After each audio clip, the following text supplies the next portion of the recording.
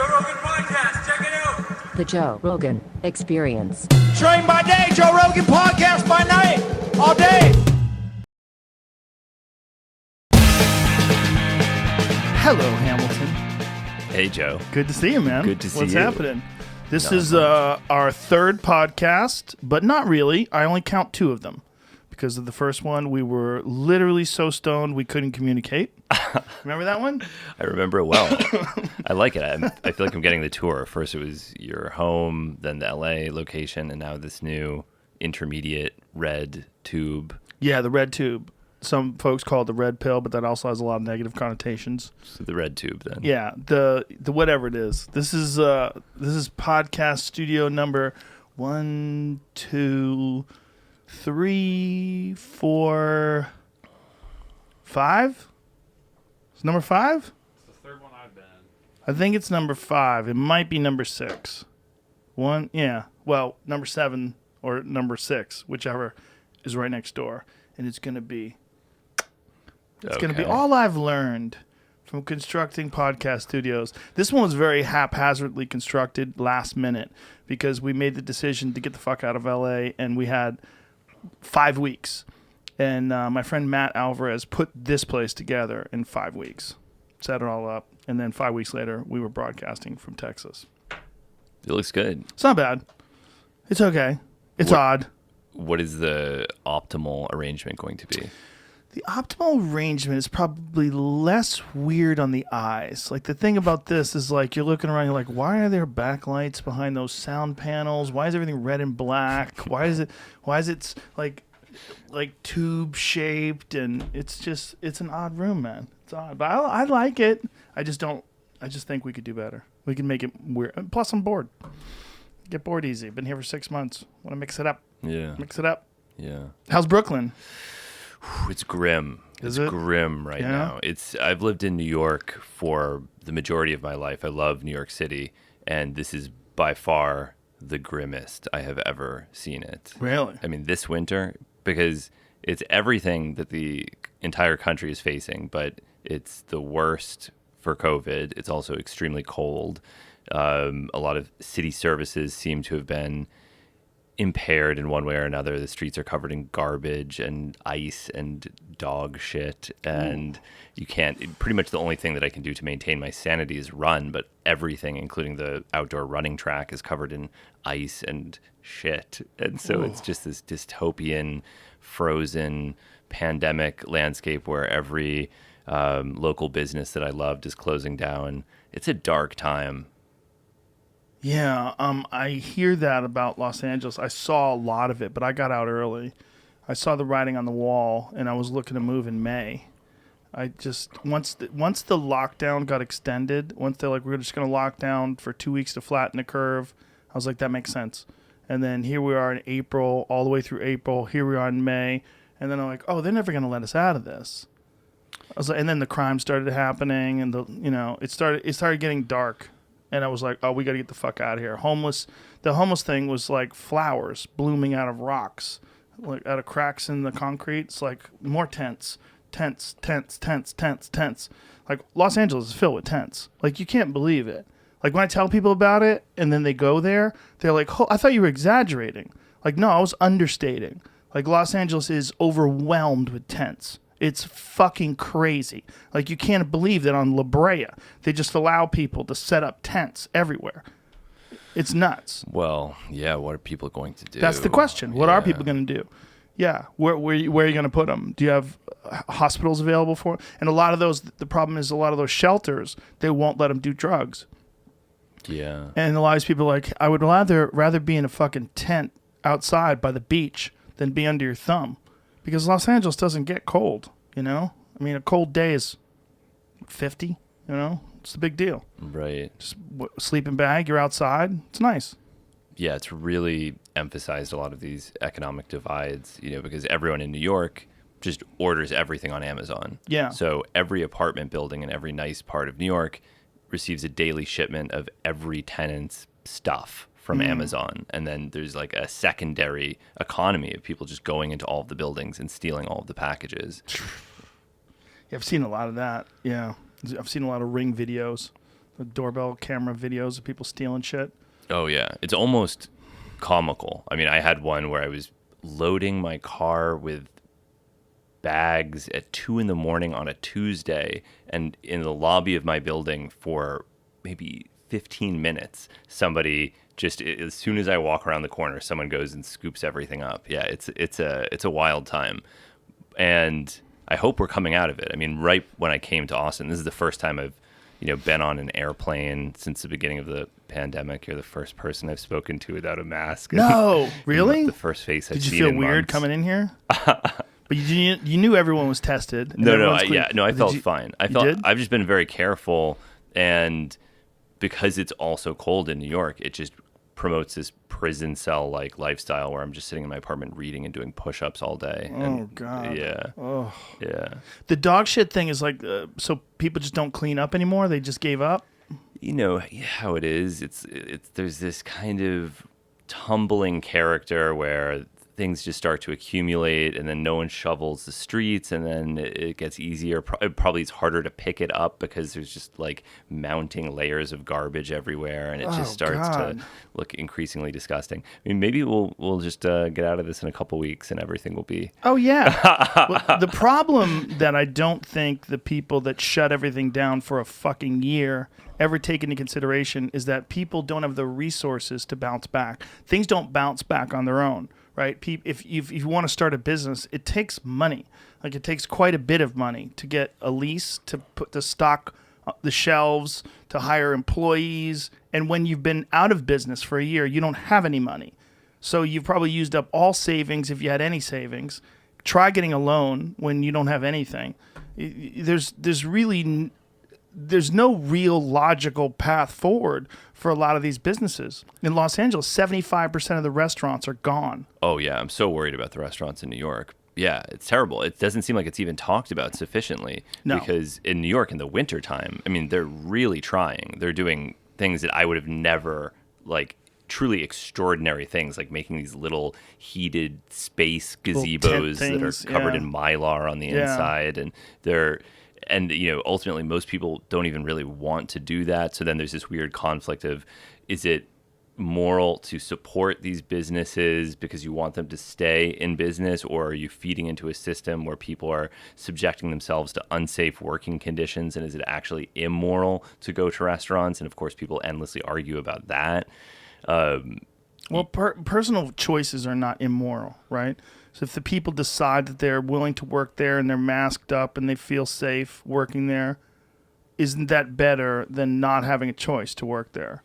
I guess the idea is that instead of people going on unemployment, they feel pressured to put themselves at risk when they really should be at home, not potentially spreading coronavirus, and ideally receiving some sort of government assistance.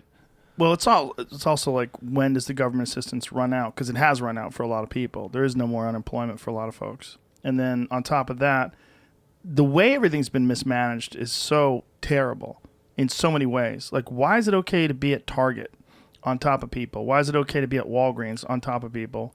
But it's not okay to have these mom and pop stores open, or retail stores. Oh, yeah. Or, like I said, I haven't been on an airplane until I came to see you. But of course, I see all these stories in the news that are like, this guy went on an airplane and he took off his mask and they had to do an emergency landing and they kicked him off the plane and everyone cheered. And if you haven't been on a plane, you just kind of read that and you think, oh, yeah, wow, that guy sounds like quite an asshole. Good that they kicked him off the plane. But then on the plane, I hadn't even considered this. Like, well, what is done with snacks?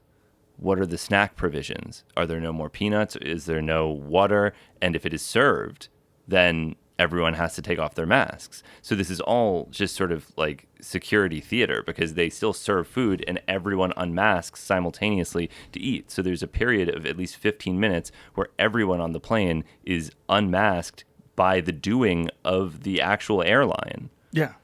It's nonsense. It's full nonsense across the board. Well, I think people just don't know what to do. It's they're aware that all these things are contradictory. Everyone is trying to do their best. They're confused. They don't understand it even to this day. People are trying not to be an asshole. When you wear a mask, what you're basically saying is, I'm not an asshole. You know, I'm gonna go around and I want you to feel like I care, and I want you to feel all right. So I'm gonna wear a mask, but it's not. I mean, maybe it's protecting somewhat. It's not certainly not 100% safe. You know, like it's protecting you against droplets. If someone sneezes, but you're breathing. Oh yeah, the masking is definitely good. I think that's pretty well established. But I guess what I don't understand is the hypocrisy. Like, if we have established that masking is good, then we also have to not have snacks on the flight Or water. or water. But Yeah. so then what do you do? You're on top of each other. You're sitting 3 people next to each other. I mean, it's like literally the opposite of social distancing. It's incredibly intimate. You don't even know these people. You're touching elbows with them. Yeah, It's crazy. Yeah. I mean, and this was why when it started, I was one of these people that, I was thinking, well, I work in media. I know the way the media blows everything out of proportion. I remember swine flu. I know that they sell newspapers by making everyone terrified. This can't possibly be as bad as people think it is. And I was sort of in COVID denial. And I was also in the middle of filming the 3rd season of my TV show. So I was just sort of seduced by the momentum of production and didn't want it to end. And people were saying, I don't think we can film anymore. I think we have to stop. And I thought, what is the world going to shut down? Yeah, I remember that. This is unprecedented. Yeah. The world isn't going to shut down. We're not going to be kept in our apartments. It's just not conceivable that such a thing could happen. Cut to 1 year later. But it's not everywhere. That's what's interesting. And here's the big thing. There's been no emphasis whatsoever on steps that you should take to make yourself healthier. There's been no discussion of reducing obesity. You got to lose weight. You've got to take vitamins. You've got to do something to make sure that your immune system is strong. Like, here are the steps that you can take. Here's what we know about vitamin D. There's multiple studies that show that people in the ICU for COVID, 84% of them have insufficient levels of vitamin D. There's a significant correlation between low levels of vitamin D and weakened immune system. They found only 4% of people in the ICU with COVID have sufficient levels of vitamin D.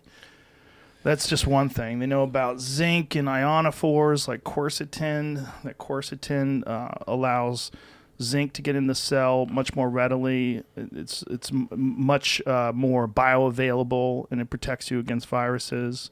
They know that vitamin C is also excellent for your immune system. They know that water is excellent for your immune system. There's peer-reviewed studies on this stuff. Yeah, no, I know, but it's really hard to make those claims, because even if they do confer some kind of therapeutic benefit, it doesn't seemingly prevent coronavirus infection. And I think there has been some emphasis on obesity as a contributing factor to It's one of the biggest comorbidity factors. Yeah, it's huge. Yeah. The thing about it is, though, it does protect you somewhat from viruses. It does keep your immune system strong. Yeah. I'll send you some studies. Okay. There's some interesting stuff on zinc and quercetin that my doctor, Dr. Gordon, who is a specialist on this stuff, has sent me, and recognizing there's significant steps that you can take with nutrients to boost your immune system. Yeah, I mean, the pace of medicine is just too slow usually to immediately address things like this in a really meaningful way. Well, also medicine is divorced from nutrients. The thing about medicine is people are looking for a pharmaceutical cure. They're looking for, things that we know are going to work. Whatever the medication is, whether it's a treatment or whether it's a vaccine or whatever it is, we're looking for some sort of a medicine. But there's a lot of things that you can do to strengthen your immune system with nutrients and with exercise and with healthy diet. And it's just not emphasized enough. It's not discussed enough. Yeah, because I think, you need really strong evidence. And I've gone through all these different cycles. Like, I went first through the denial cycle where I was like, it can't possibly be this bad. It's got to be a hype thing. Then I went through the, okay, well, maybe there's some antiviral agent that's in circulation right now, because everyone knew that there was no way that a vaccine would be developed immediately, that it would take a year, which it did. And so the only hope at that time was a small molecule antiviral therapy of one kind or another. So everyone who knew anything about medicinal chemistry or pharmacology, was hoping that we'd find something. And that's why there was so much interest in chloroquine. It became, like everything today, totally politicized. That's but the problem, right? It is, I think it's a huge problem because, Yeah. Like a molecule shouldn't be politicized. Yeah. It should have efficacy or not, but it shouldn't be a Republican molecule or a Democrat molecule. Anything attached to Trump becomes poison. Well, and even that's like if you were an evil person and you wanted the world to be fucked, what you would do is get Trump to promote everything good for you. Yeah.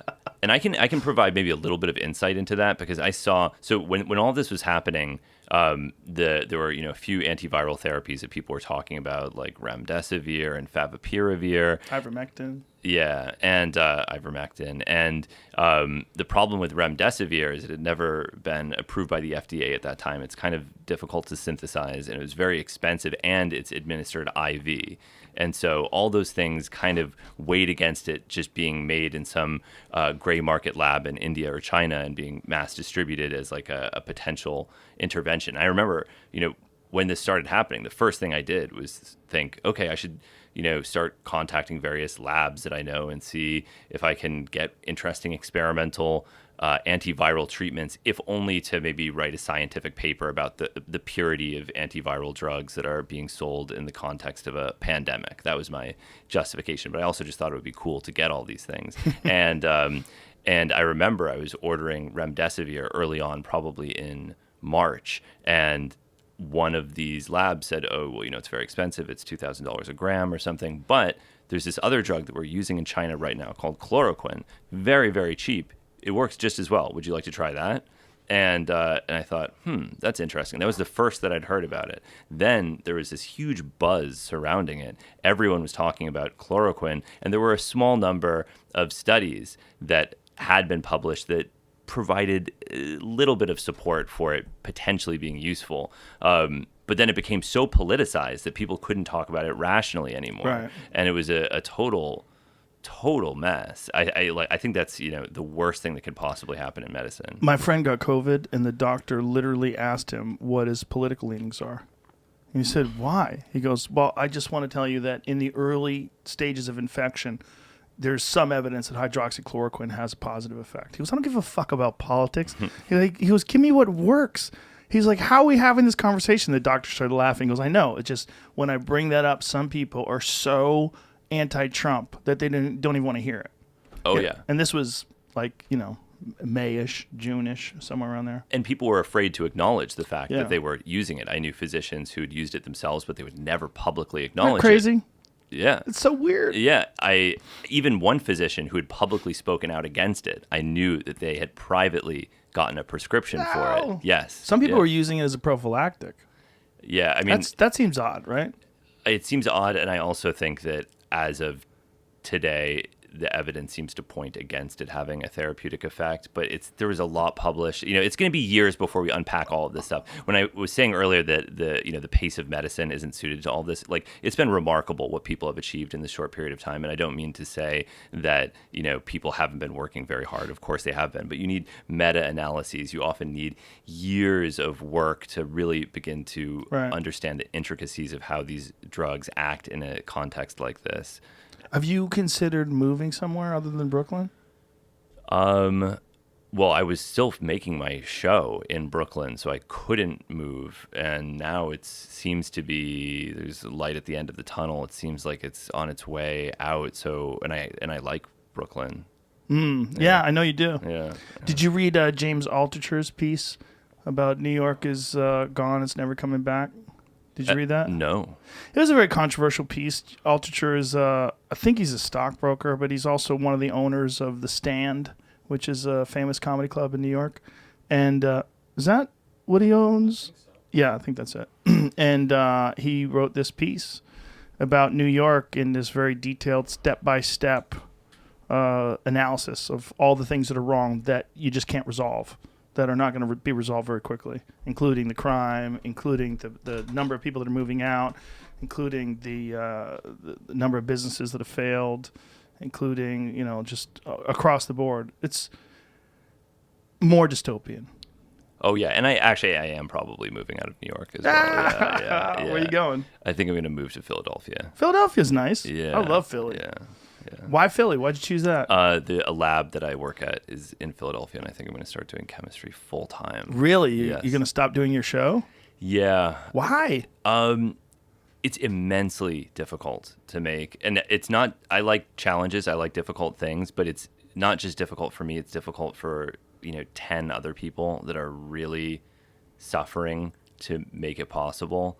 And there wasn't enough money for it. I was working 13 hours a day, 7 days a week. I had to, because of the pandemic, and I worked for something like 4 months without pay to finish it. It was not a good experience. I'm proud of what we created, but It's a very good show. thank you. It really is. I've enjoyed it long before we ever met. When you were doing the other version of it. Yeah. Did you get a chance to see any of the new season? I haven't. Oh, No. okay. Yeah. Well, making something like that during the pandemic was Challenging. it was an amazing challenge. Imagine. It was really, it was, in retrospect, I am actually grateful because I learned so many things that I wouldn't have learned otherwise. Typically these productions are so compartmentalized where there's somebody that records sound and someone that holds a camera and someone that does color correction. And there still was that, but it sort of broke down so that everyone had to do everything and learn each other's roles in order to wow. actually get it done. Is this a temporary shift into going back and working for a lab, or do you think that you're going to abandon media? Well, this is a really extraordinary time right now. And for the last decade or so, when I've done this chemistry work with this brilliant chemist named Jason Wallach, there's been no funding whatsoever for this work. The university pays for a little bit of it. Tim Ferriss once was really nice and gave me a few $1,000s to synthesize a radioactive psychedelic for an experiment, but there was no funding. Radioactive psychedelic. Yeah. What are you doing, man? you got some Spider-Man shit going on? What's happening? It's an old technique called autoradiography, where you can chart the migration of a molecule and its distribution in tissue by looking at the distribution of the radioactivity. But there was no funding for it, and the idea of ever getting money to research psychedelics, it would always have to be sort of distorted into research on schizophrenia, or you couldn't just say, I'm studying psychedelics. And what if you go to Oregon?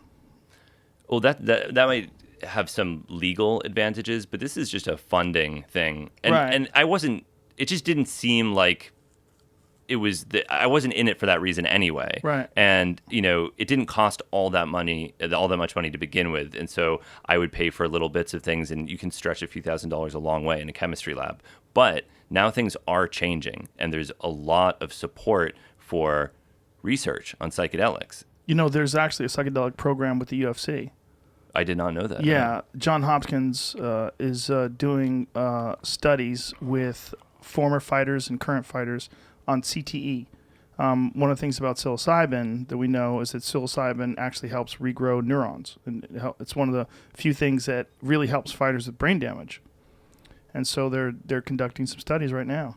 That's amazing. Yeah, it's really amazing. And they're doing some therapies, and I hope to get these guys on soon and talk to them about what they've done and what they're doing. But lion's mane is good for the brain, and there's several other different mushrooms, but psychedelics in general, particularly psilocybin. What do you know about psilocybin and the growth of neurons and people with brain damage? Do you know anything? Yeah, this is a hot area of research. There's someone named David Olson who's been publishing a lot of papers recently on psychedelic-induced neurogenesis, although most of his papers are oriented toward neurogenesis-inducing psychedelic derivatives that aren't actually psychedelic. But yeah, which is a great way to start it off, right? So then people are not experiencing psychoactive effects, doesn't change their state of consciousness, they're sober. Arguably it is, yeah. I do wonder, because, there have been a number of compounds, one notable one called NSI 189, that are very potent neurogenesis-inducing agents that do not have a impressive therapeutic effect, that failed in clinical trials. So it's not as simple as just neurogenesis equals good. Mm-hmm. There needs to be something else, it seems. And the literature is contradictory. I think all these things are in their infancy, and we're just now starting to realize even a small fraction of their potential. And I think that there's an idea, a widely believed idea, that the reason that there's no medical scientific research on psychedelics, or at least there wasn't for a very long time, is because the government shut it all down, right? The government said these are evil drugs, no scientist is allowed to use them. And that was part of it. But that wasn't the whole picture. And what was, there was a group in Maryland called the Maryland Psychiatric Research Center, and they were the last group doing psychedelic research up until 1977, and then there was a big gap until Rick Strassman started his DMT studies in the late 80s, early 90s. So at the time that they were doing that psychedelic research that ended in 1977, they were just running out of funding. There wasn't a lot of interest in what they were doing. There was no pharmaceutical future for the therapy. No pharmaceutical companies were trying to commercialize any of it. They weren't seeing clients and making money off of it. And the university and the funding bodies weren't all that interested in it. And it just kind of died a sad, slow death of deprivation of funds and lack of public interest and enthusiasm. It wasn't like everyone was behind this and then the hammer of the government destroyed it. And I think that's a really important thing to remember, because pharmaceutical companies are extremely controversial. Like, everyone hates pharmaceutical, they're pretty much ubiquitously despised by all people. But when you think about these times of really fertile, amazing psychedelic research in the 1960s, one reason that there was so much funding and one reason that there was so much interest is because these were being paid for by pharmaceutical companies, and there was hope that they could actually be developed and sold as medicines, which is the end goal in our medical system, right? And so I think that, as controversial as it is, the pharmaceutical interest in these substances is going to provide support that has been entirely absent until recently, and is going to really have the potential to push things forward. Yeah, I think soldiers, athletes, and anything that's in the public realm where people are really aware of brain damage, aware of PTSD, aware of a lot of different things that psychedelics can be used to help. I think that's going to really sort of motivate the public to be more enthusiastic about it, or be more open-minded about it. Because I think for the longest time, people had this idea of psychedelics as being just people that want to escape reality. And if there's more peer-reviewed studies, there's more accredited, whether it's universities or research centers or someone that people respect that's doing work on these things, where you can see it in the New York Times, see it in Washington Post, see it in some newspaper that you respect, see it on CNN, wherever it is, and just sort of slowly shift public perception that these things, they're not just for hippies. And if they're medicines that work, that's probably the most convincing thing of all. Yeah. Because it doesn't matter how much you hate psychedelics or you hate drugs. If you're suffering from cluster headaches and somebody gives you psilocybin and you're free of pain, you will be sold. Yeah. Yeah, that's what I'm hoping, and I just think, my God, imagine if we could get people to microdose as much as we get them to drink coffee. Just imagine if we can get them to microdose as much as we get people to take Adderall. I don't know. There was a study that I think was just published that kind of shines some doubt on microdosing, but it was self-reported. And this is with psilocin. What kind of study? What'd they say? The author just emailed me. I think it was like a 5,000 person self-reported, self-blinding study with microdosing LSD, if I remember correctly. Oh, okay. But again, we're talking about microdosing as if it is one thing. But what was the negative aspects of the study? Oh, that it just wasn't different from placebo. There was no negative. It just was not different from placebo. But that is one of those weird, in terms of like the subjective experience of the people that reported, that they didn't find any difference in placebo. When they compared the results of the placebo and the results of the microdose, there was no difference between the two. There's so many variables when it comes to people and how they view the world, how they interface with society. To say there's no difference between one person taking microdose versus another person taking a placebo, it's so hard to make that study accurate. because like what are you looking for? Like what's changed and what's going on in your life while this is going down? Are you breaking up with your girlfriend? Have you lost your job? Is this all taking place during the pandemic when you have no hope? Like what's going on? And versus what's going on with the other person that's taking the microdose or the other person is taking the placebo. There's just so many variables when it comes to human beings. It's almost like the only way to do it correctly is to have clones of the same person living the same life and give one of them microdose and give another one placebo. That would be better. That would be ideal. Yes. You know what I'm saying, though? But these people, they self-randomized, so they would have some capsules that contain placebo, some that contained a microdose. And this is not the end of it. People will continue talking about this, and it also depends on, dose is so important in microdosing, but no one really knows the dose they're taking. That's a pretty big limitation as far as I'm concerned. I've microdosed LSD and I've microdosed psilocybin, and I particularly find that psilocybin microdosing makes me very happy. It does something real nice. It just gives you a nice feeling, and I think it's real. I think if you feel nice and you feel happy, I think that influences the way you interact with people, which influences your whole life. Yeah. I mean, I haven't done it a lot, but I've done it enough to know that it's legitimately effective. And anecdotally, I have a lot of friends that do it all the time. And one in particular is like, he goes, "This is my medicine." He goes like, "This has changed my life." He's like, he was depressed. He was, bummed out about all sorts of things in his life, getting a divorce, all sorts of shit was going down in his life. Started microdosing, and it's just every time you see him, got a big smile, hugging everybody. And what dose do you use when you microdose? With psilocybin, see, the problem is I was getting it ground up and put into capsules. So we're taking 2 of these capsules a day. It's a very small amount, but enough to, it gives you like this, like that's what it gives you, like nothing crazy.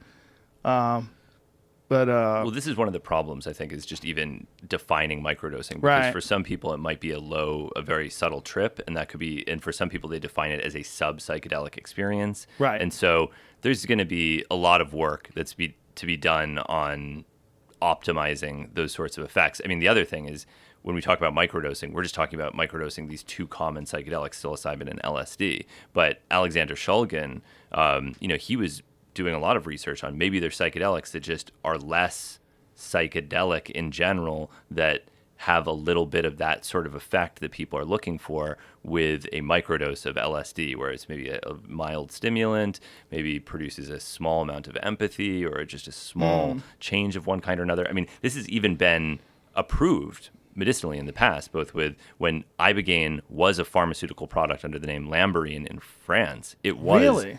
Yeah, and it was essentially pharmaceutical Ibogaine microdosing. That No shit. It wasn't psychedelic Ibogaine that they were prescribing. When were they doing this? This was in the 50s, I believe. Yeah. Wow. When did they stop? I think they stopped 51. in this.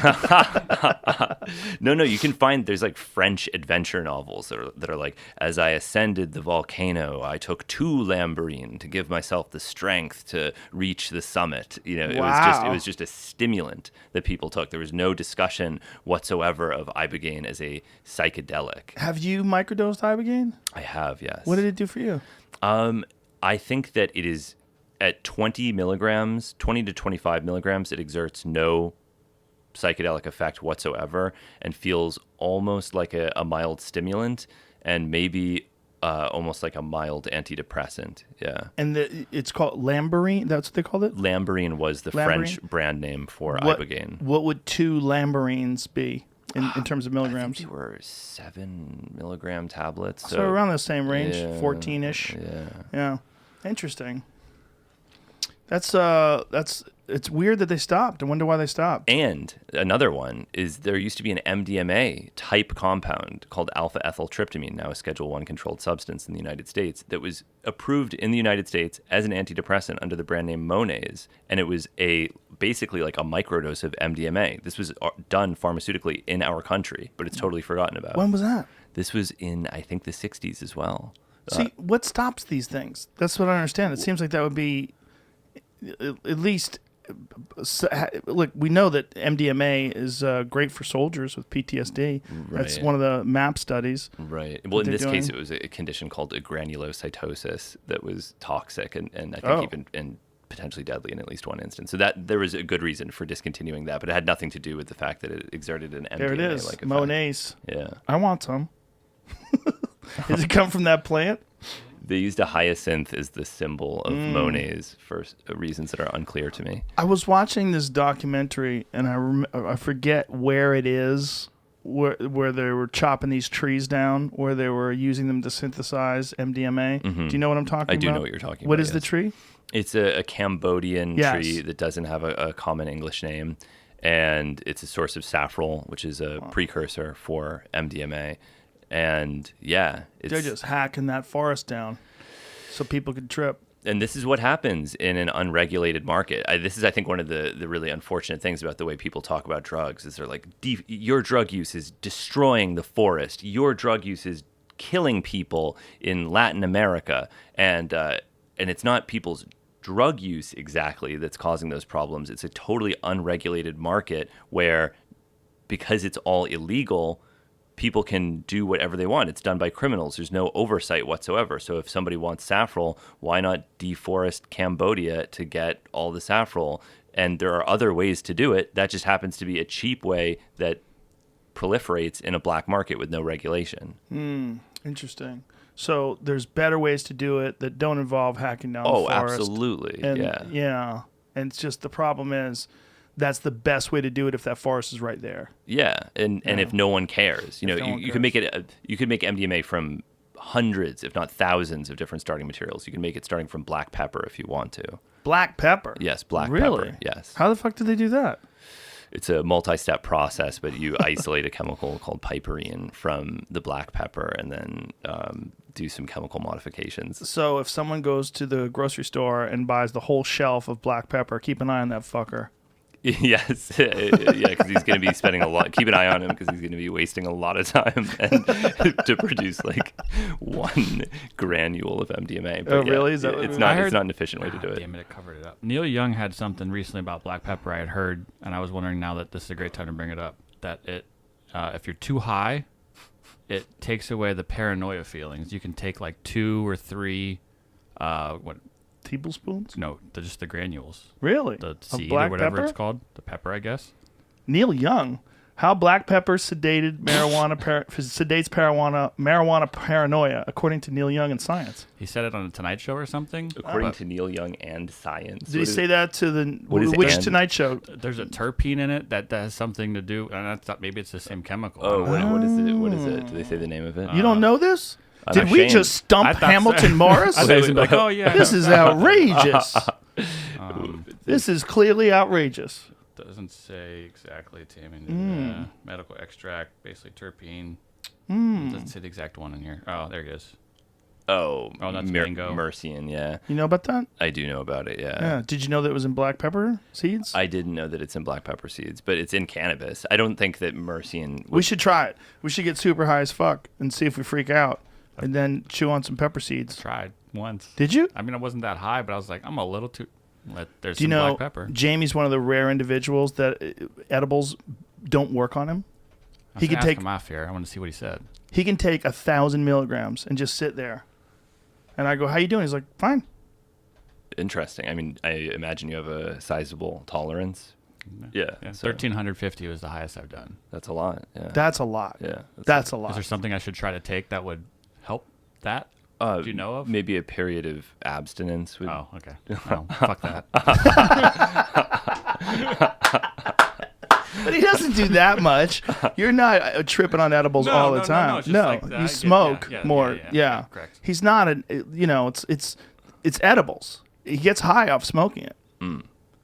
I don't know. I mean, maybe some idiosyncratic absorption. I don't know. I'd have to, we'd have to talk about this a little bit. What would prevent someone from getting high off of eating it? Oh, there's lots of CB1 antagonists or inverse agonists that will actually, like Mercian maybe has some mild modulatory effect. I would not want to depend on Mercian to actually reverse the effect of a cannabis high. I would be amazed if it were. But is there any unusual biodiversity issues, like some weird things about your own chemical, like your chemistry, that would stop THC edibles or marijuana edibles from working on you? Sure, you could think of a million, Have you heard of that before? That someone can take you that much? I have not heard of that before, no. It's so weird. Like, I'll take 200 and I'll be gripping the chair like I'm in space. Yeah, we brought it up before. yeah. I've gotten a lot of messages from people that are like, what did you figure out to take finally? Can you help me out? I'm dying to know. I'm like, Oh, so other people don't get it either. I'm not the only one. Yeah. Huh. Sure. Yeah. That's the problem with things being illegal. We don't really know. There's like so much we don't know. Yeah, I mean, it might be some kind of metabolic quirk, obviously, when you consume, as you have talked about many times, when you consume 11-hydroxy, the 11-hydroxy. But THC itself, of course, is active without conversion to 11-hydroxy, so that wouldn't explain it. Maybe you have you're a rapid metabolizer in terms of producing some kind of inactive form of THC. Like there's variables in terms of how well people sober up from things, right? Like some people, like particularly alcohol. I'm a quick sober upper when it comes to alcohol. For whatever reason, I can get drunk and like an hour later I'm totally sober. Yeah. In the weirdest way. Like quickly. Because we're different. We're metabolically different organisms depending on where your ancestors are from, depending on a number of different factors, also depending on the history of things that you've subjected yourself to, can upregulate or downregulate certain enzymes. Yeah, that's the weirdest thing is watching someone who has a low tolerance to alcohol just drink a little bit and get blasted. And you're like, what is going on? What happened? Where are you? Where'd you go? Oh, yeah. Oh, yeah. I mean, I don't drink, so if I were to have even like 2 drinks, I would be blitzed. I'd be pretty... That's kind of interesting that you don't drink. Yeah, I mean, I'll drink... Gets in the way of your acid? No, I mean, I'll drink, every now and then. It's not like I don't drink. I just don't really enjoy drinking, and I feel very sensitive to hangovers. So it's just not... And I do think it's kind of a weird, bad drug. Oh, yeah. Not bad drug in the sense that it's a bad drug. Like, it should be illegal or it's evil or something like that. I just think that all things considered, there's a lot better things out there, especially compared to cannabis or something, which is, I think, vastly superior. Well, that's Dr. Carl Hart's argument as well. He prefers heroin. Yes, yeah. Have you been paying attention to all the controversy about his new book? Yeah. Really interesting. It is really interesting. I mean, I read it cover to cover. It's great. I love that guy. Me too. He's so brave, like the way he talks about things. For the guy to be a professor at Columbia and to just be openly stating, I enjoy heroin and it makes me feel good. It makes me compassionate, and he uses pure heroin. He likes to sniff it. It's tremendously brave. And I was working on my show for such a long time, and you're doing it in isolation, and then it comes out and you're wondering what people think of it. So I was name searching myself and saw some Reddit thread of all these people kind of insulting Carl Hart, and I just felt like I think the average person doesn't get it. I don't think they understand exactly how brave Carl Hart is, because I have traveled around the world. I have interviewed countless academics. I've been in academic circles throughout my life. Drug use of the sort that he describes is extremely common.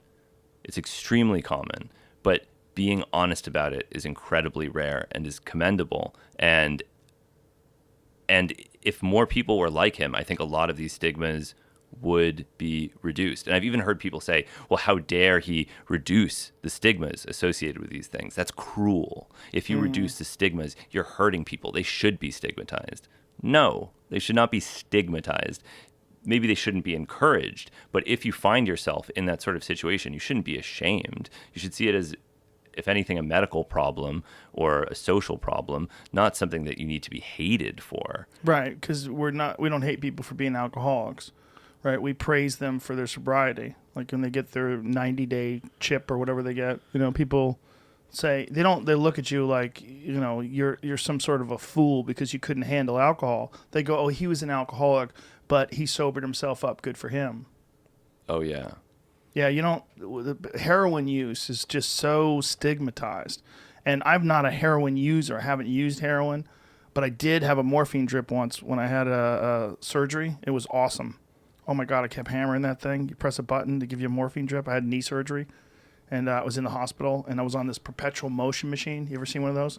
Because I had an ACL reconstruction, arterial cruciate ligament. It's a big injury. They take a piece of your patella tendon, a piece of your shin bone, and a piece of your knee, and they open you up and screw them and drill them in place. Pretty fucking painful. And so while you're lying in bed, my knee is on this thing and it's going like bending and straightening my knee over and over and over again. And I'm lying in there and they give you a drip. And anytime you want, just press that button and you get a little drip of morphine. And I'm going bang, bang, bang, bang, bang, bang.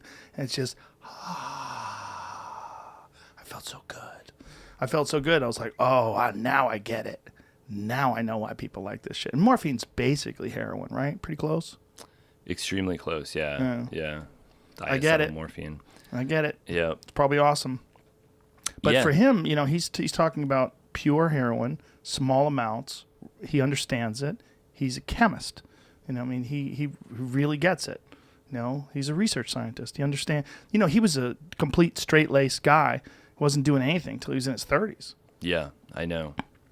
Pretty crazy story. It is a crazy story. And what I really appreciate about what he does is I think that there's a lot of perhaps justified insecurity in the world of drugs. So people have been oppressed for such a long time that they need a justification of some kind. I'm using psychedelics because it's religious. I'm using psychedelics because it's medical. It's a therapy.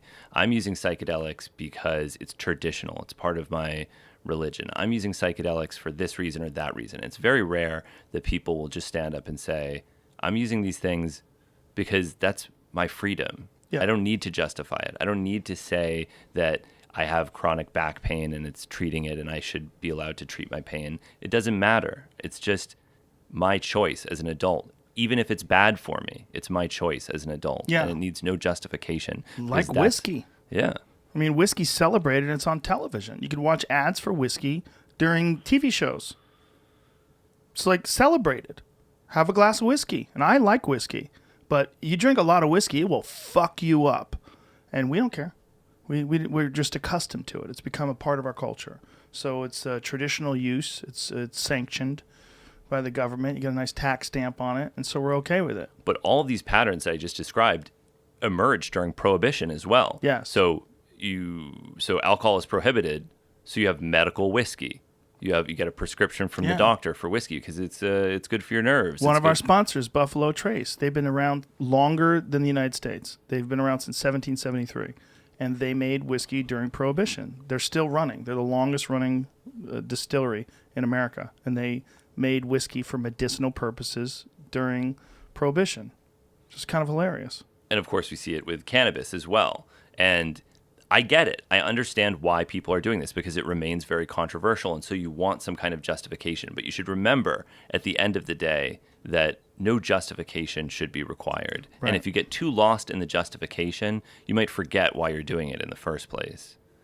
Like an analogy that I've been thinking about for years, like this is kind of like a long analogy. So it's going to be like a 1 minute analogy. But like it would be like if in the 60s, people started listening to music for the first time, and they decided that it was associated with the counterculture, anti-war movement.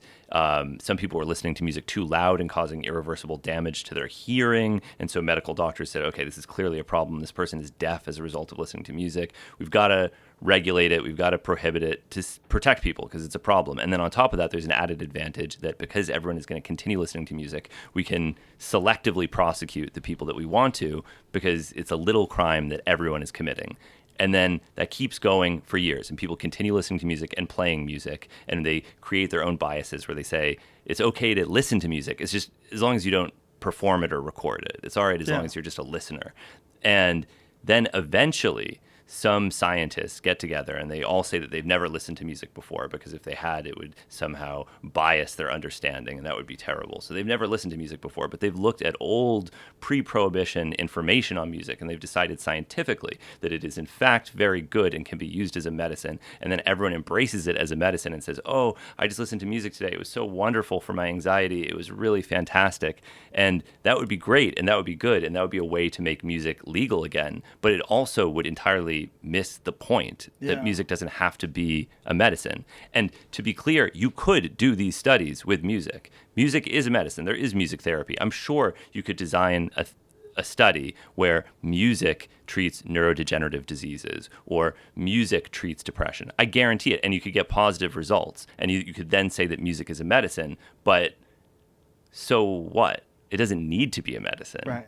And I just want people to, as much as I enjoy this new medicalization and the decriminalization that's taking place, I just hope people remember that it doesn't need to be any of those things. And this history of justification is ultimately something that we are doing because we're afraid that to acknowledge the fact that we should be free to do whatever we want, regardless of whether or not it's good. Yes. Yeah. Well said. So, I mean, you could use that for anything, right? You could say that about exercise. You could say that about running. You like to run. Well, there's been medical studies that show that running is bad for your knees. You should stop running. Oh, yeah. Yeah. What the fuck? Like, we should outlaw CrossFit. You know how many people fuck up their back, tear shoulders for CrossFit? Well, we need to stop CrossFit. You could say that about anything. And the problem is, a lot of what you get when you have people telling people to not do things is people that don't have any experience in those things telling people not to do them. And whether they're drugs or whether they're physical activity or whether they're, there's a lot of different things that people do that you could, racing cars, you could deem them detrimental. And I am a proponent of freedom. And I don't think there's any all-knowing, all-seeing being that's wiser, that understands the correct way for all human beings to move forward in life and the correct decisions to make. There's no father figure. There's no godlike human being out there that can guide us the correct way. It's not. There's pros and cons to everything. You could abuse almost everything you do. You know, like if you show that people, if they jog a little bit every day, it actually turns out to be good for you. But ultra marathons we have to outlaw, because these people they're getting rhabdomyolysis. They're pissing out Diet Coke.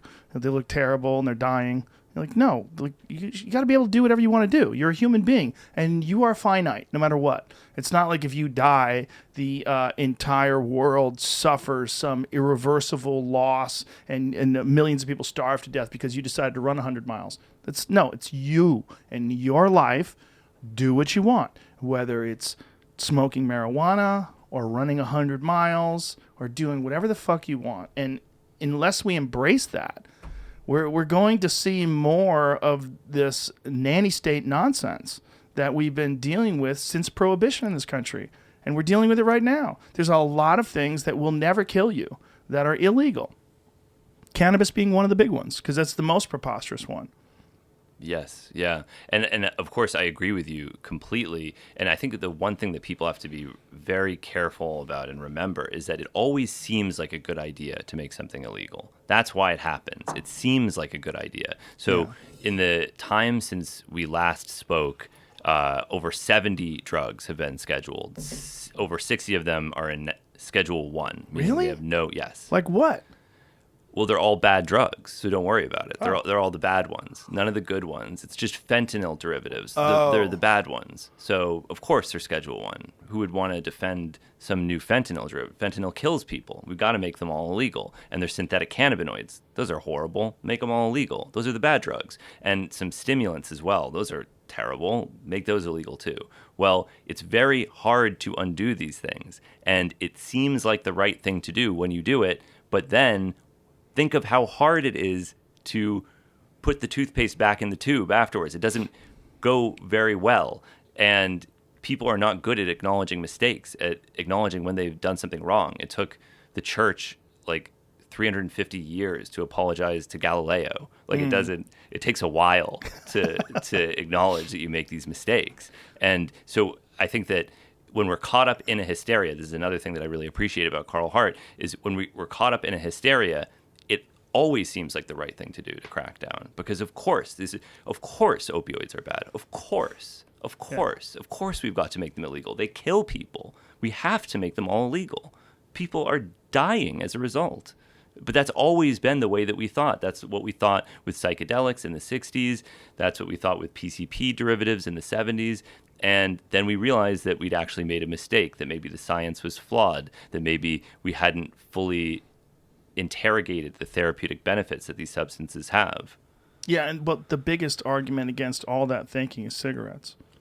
I mean, there's very little benefit other than a cognitive boost that you get from cigarettes. Oh yeah, it's the leading preventable cause of death. Yeah, I mean, and it kills 500,000 people every year in this country.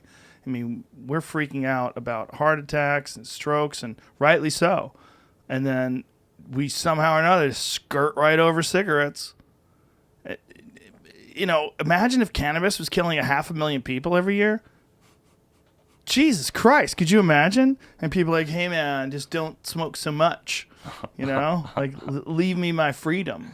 That would really be a crazy argument.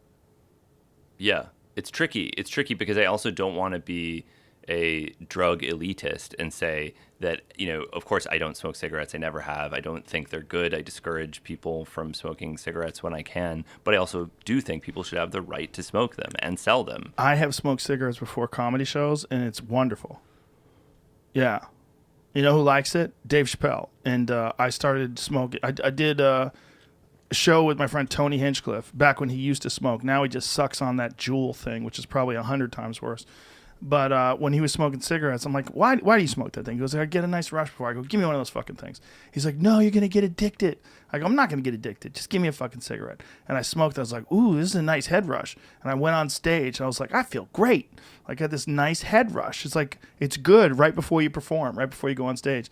Dave smokes a lot, but he smokes them before he goes on. But he smokes those native, what are those things called? American spirits. Mm-hmm. Those are fine for you. They got an Indian on it. It's all natural. Don't worry. But there's a rush that you get when you smoke a cigarette before you go on stage. That's really nice. And I have zero fear about getting addicted to them. I smoked 2 of them the last time I did a show with him. I haven't smoked one since. But they're nice right before a show. I've never brought myself to buy. I can't bring myself to buy them, though. I've never gone into a store and said, give me a pack of cigarettes. Yeah. I think it's a bad example for my kids, too. If they got my car and they go, Daddy, what the fuck is this? Is that a pack of cigarettes? Oh, no. Yeah. It's a bad example. And it's tough. It is. I've never smoked cigarettes, but I have been on and off a user of nicotine gum. That stuff's good. Yeah. Yeah. And it's addictive. Chew, too. Hell. Yeah, my friend Donald Cerrone brought in some chew once, and I chewed, and you get a nice little pick-me-up for that, but I swallowed it. I swallowed the chew. I didn't know what I was doing. Like, was it dip? Yeah, got in there and wound up swallowing it. I've done that as well. Yeah. Do you ever smoke cigars?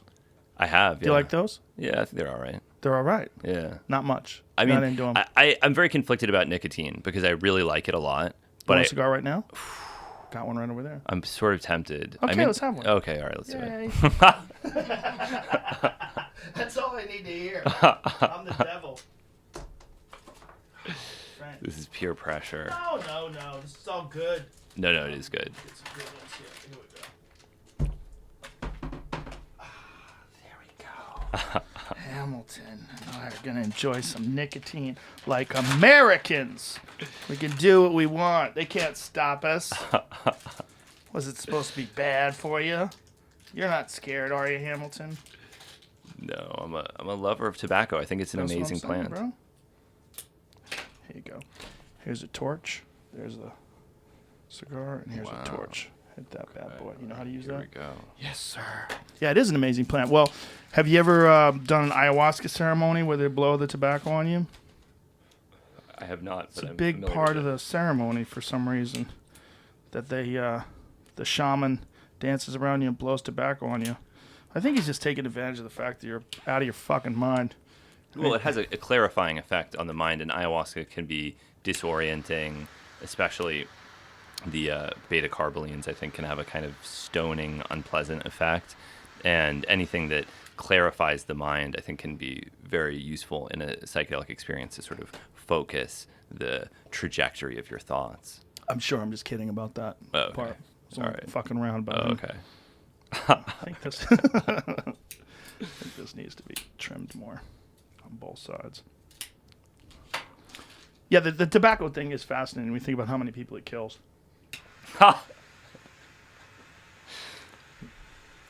Isn't it? Yeah, it's fascinating, but it's also not entirely surprising because life is difficult, and it promotes a little bit of joy and a little bit of focus and a little bit of relaxation in a very difficult existence. I like it. I enjoy cigars. But I feel reluctant to admit, like every time I admit that I like cigarettes before shows, I hesitate. I've talked about it on the podcast before, but every time I say it, I'm like, "Ee," like I'm ashamed. You know, like I'm a pretty healthy person. I work out a lot. I eat well, take vitamins, but I like cigarettes.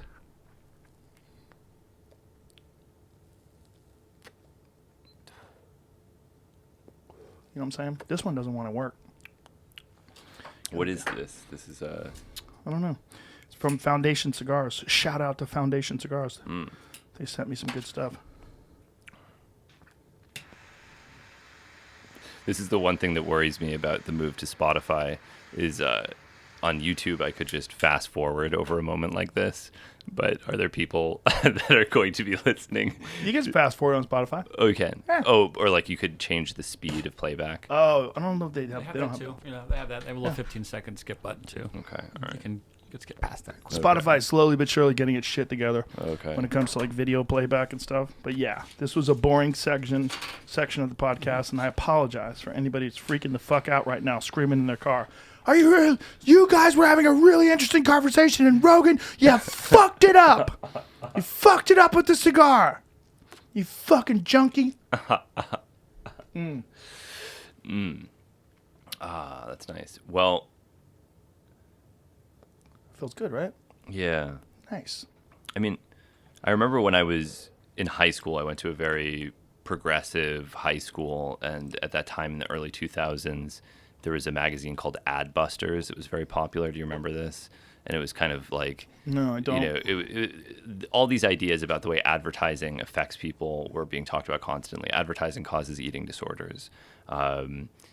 Advertising of junk food and soft drinks causes obesity. We need to regulate advertisements so that women don't have a negative self-image and people aren't obese. And I remember thinking that it was a complicated scenario because, of course, I do believe that advertisements have these effects on people. But I also believe that advertising has become a totally ubiquitous part of our culture that is inescapable, and no amount of censorship will ever protect us from the advertising that pervades every dimension of our existence. And so it is our responsibility to protect ourselves as much as possible, because we'll never truly be free. You know, so you get rid of Joe Camel and you regulate the way tobacco can be advertised, and it's probably the right thing to do. I'm not entirely sure. It seems intuitively like it's not a bad idea not to advertise cigarettes to children. Yeah. But then you get Juul. Is Juul better? Probably it is. I imagine that it is. But I don't think it is. you don't think it is? No, I don't think it is. Well, I think it... There's a lot of lung damage that comes, particularly with just unregulated vaping, right? There's a lot of vaping where you don't really know how they're making this oil, like what they're using to put together the whatever the nicotine they're using. You know, like when you go to vape stores, like you're just getting some vape shit, and some of it causes serious lung damage to people. Oh, yeah. I'm talking about a regulated product like Juul. But yeah, buying just like a jug of e-juice from a gas station is something E-juice? I think that's what they call it. Is that what they call it? You dump into your rig. I don't vape. I don't know. Exactly. Fuck, some people, a friend of mine had one the other day, and it was like he was holding a cell phone from the 90s. I go, what is that thing? Do you remember when I bought you or I had to go get some for you? That's right. It was. We were like, I didn't know what the fuck we were even doing with it. Someone gave it to us. Yeah. Oh Someone- yeah. And I had to like get the pieces for it. That's right. It was a right. robot dick. yeah, I was sucking on a robot dick. It was a ridiculous one. This cigar does not want to stay lit. Right? It's almost like maybe it's too moist in that humidor. Yeah, there's been a lot of people that vape a lot that have had some serious lung issues, like real heavy duty lung issues. I think is most likely it's that e-juice that you're talking about, some unregulated bullshit. You know, you're making some fucking weird mist with heat, and you're sucking it into your lungs. Yeah, inhaling Yeah. many milliliters of propylene glycol Right. daily.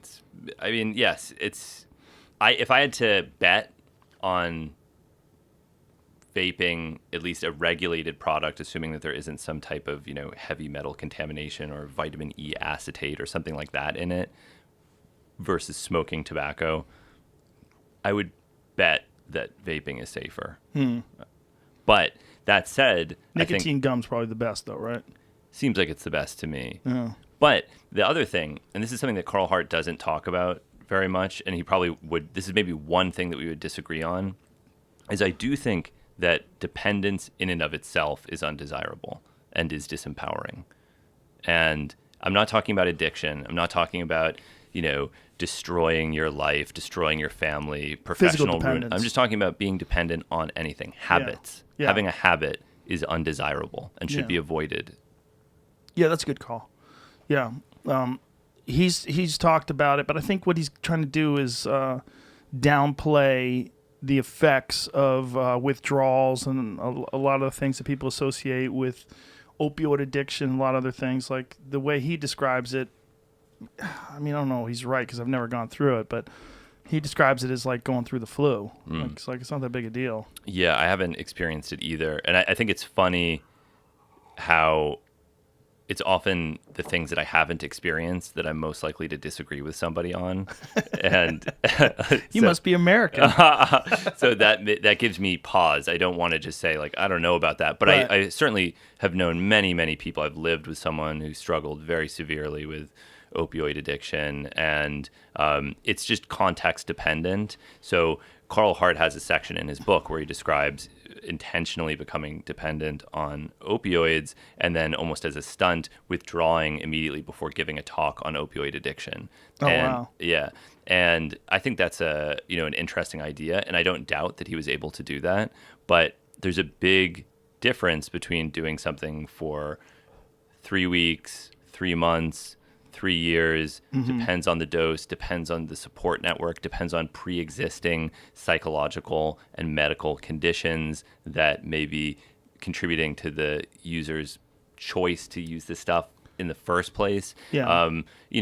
For a lot of people, it might start with back pain or something like that, and you start taking the opioid and it helps, you become dependent, and then at the time that you have to stop, you haven't done anything to address the root cause of the back pain. So if you stop, you have all the back pain that you started with, which it may even be worse than it started, and you've got to deal with opioid withdrawal, and it makes it very hard for people. So I do have a lot of compassion for the people that get mixed up in that. That said, and I got into trouble for saying this last time I was on the podcast, I made a point that I felt the way that opioids were discussed, everyone acted like it was a big surprise that they were addictive. Like we found evidence that Purdue knew oxycodone is addictive, and they knew this all along. And this is the thing that I find a little bit difficult to stomach.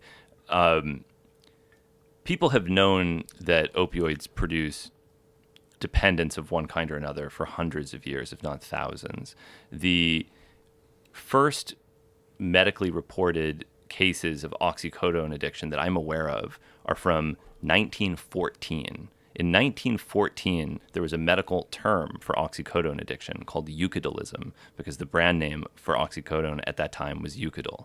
And this was something that has been known about for over a century. Now, I'm not suggesting that every medical doctor has read whatever obscure literature that I'm aware of. I know that they haven't, and that's fine. But what I find a little bit off-putting is how could I, as a high school student in Massachusetts, have had an intuitive awareness that Percocet was a recreational drug, that Percocet was a drug that if you get a prescription for it, that's going to be fun. That's going to be an enjoyable one. And then somehow these people that studied medicine were so unaware, and almost all of the blame has been placed on the pharmaceutical companies, who, make no mistake, behaved very badly. They did what pharmaceutical companies do. They tried to sell their product, and they they infiltrated medical education. They changed the very way that pain was conceptualized and went from saying that it was something that you had to deal with to something that should be treated compassionately, and it caused a fundamental philosophical shift in the medical community. That's an impressive maneuver for them to have pulled off, but still, at what point are doctors responsible for not recognizing that their patients had become dependent? And at what point are people responsible for recognizing their own dependence? If we put all of the blame on pharmaceutical companies, it's ultimately a very disempowering position that won't protect us in the future, because there will always be somebody trying to sell us something that's bad for our health. And to some extent, for better or worse, it will always be our responsibility to protect ourselves. So do you think the responsibility falls on the doctors? Do you think the responsibility falls on the patients? A combination of both? Combination of both. And it falls on the pharmaceutical company as well, make no mistake. But here's the thing. There's nothing mysterious about oxycodone addiction. This should not have been a curveball for anyone. This is a simple derivative of morphine. You have morphine, you have heroin, you have oxycodone, hydrocodone, hydromorphone, oxymorphone, and so on. They're all in this chemical class called morphinans, and they're all basically similar. I'm sure there's some opiophile listening to me say this who's going to do a spit take, but they're pretty similar. Opiophiles. Is there a magazine like Audiophile? Opiophile magazine. Just a dude on a couch like this. But they're very similar drugs that are very, very well characterized medically. This is not some newfangled thing that this is not some, RNA therapy that just was invented a year ago that no one had ever known about, that no one could have anticipated. These are simple derivatives of morphine that have been known about medically for thousands of years. And so the idea that no one could have predicted this is something that I find a little bit hard to stomach. And I think that it's a dangerous oversimplification of the phenomenon that will ultimately harm people. Because if you just point a finger at a bad guy and say it's the bad guy's fault, and then it's easier for you because you don't have to assume any personal responsibility. You don't have to think that your physician was maybe complicit in something that was damaging to your mental and physical health. And so it was all Mortimer Sackler cackling and counting his blood money at Purdue Pharmaceuticals. But I don't buy that narrative as being as simple as it is. Yeah, there is an infantilization of our society that we've gone we didn't even know that cigarettes were bad for you. Well, people have known cigarettes are bad for you for a long time. We didn't even know that this could people don't take responsibility for what they put into their body, and they assume that these people that are taking it had no knowledge whatsoever. We don't put any onus on them to do any research, or especially today with the internet. You can kind of research basically anything while you're waiting to go into the doctor's office, or while you're sitting in the doctor's office. Johnny, I'm going to give you Vicodin. You're like, Vicodin? Hold on a second, doctor. And you could just Google that and go, seems like Vicodin could be an issue. Yeah. Like, what about this constipation thing? What about I was watching this show the other day. One thing that does disturb me is commercials. That cigar might suck. I feel like I want to give you another one. There's something about Another these 10-minute cigar. They're not for whatever Lighting. reason they're not staying lit. Intermission.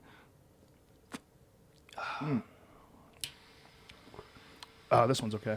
I got it going now. I was watching a show the other day, and there was this commercial for some migraine medicine. And then they do the thing where they play the music. They got this kind of upbeat, cheery music. That this might, you take one of these a month and it's going to keep you from getting migraines. And then it goes over the list of all the stuff that could happen to you if you take this stuff.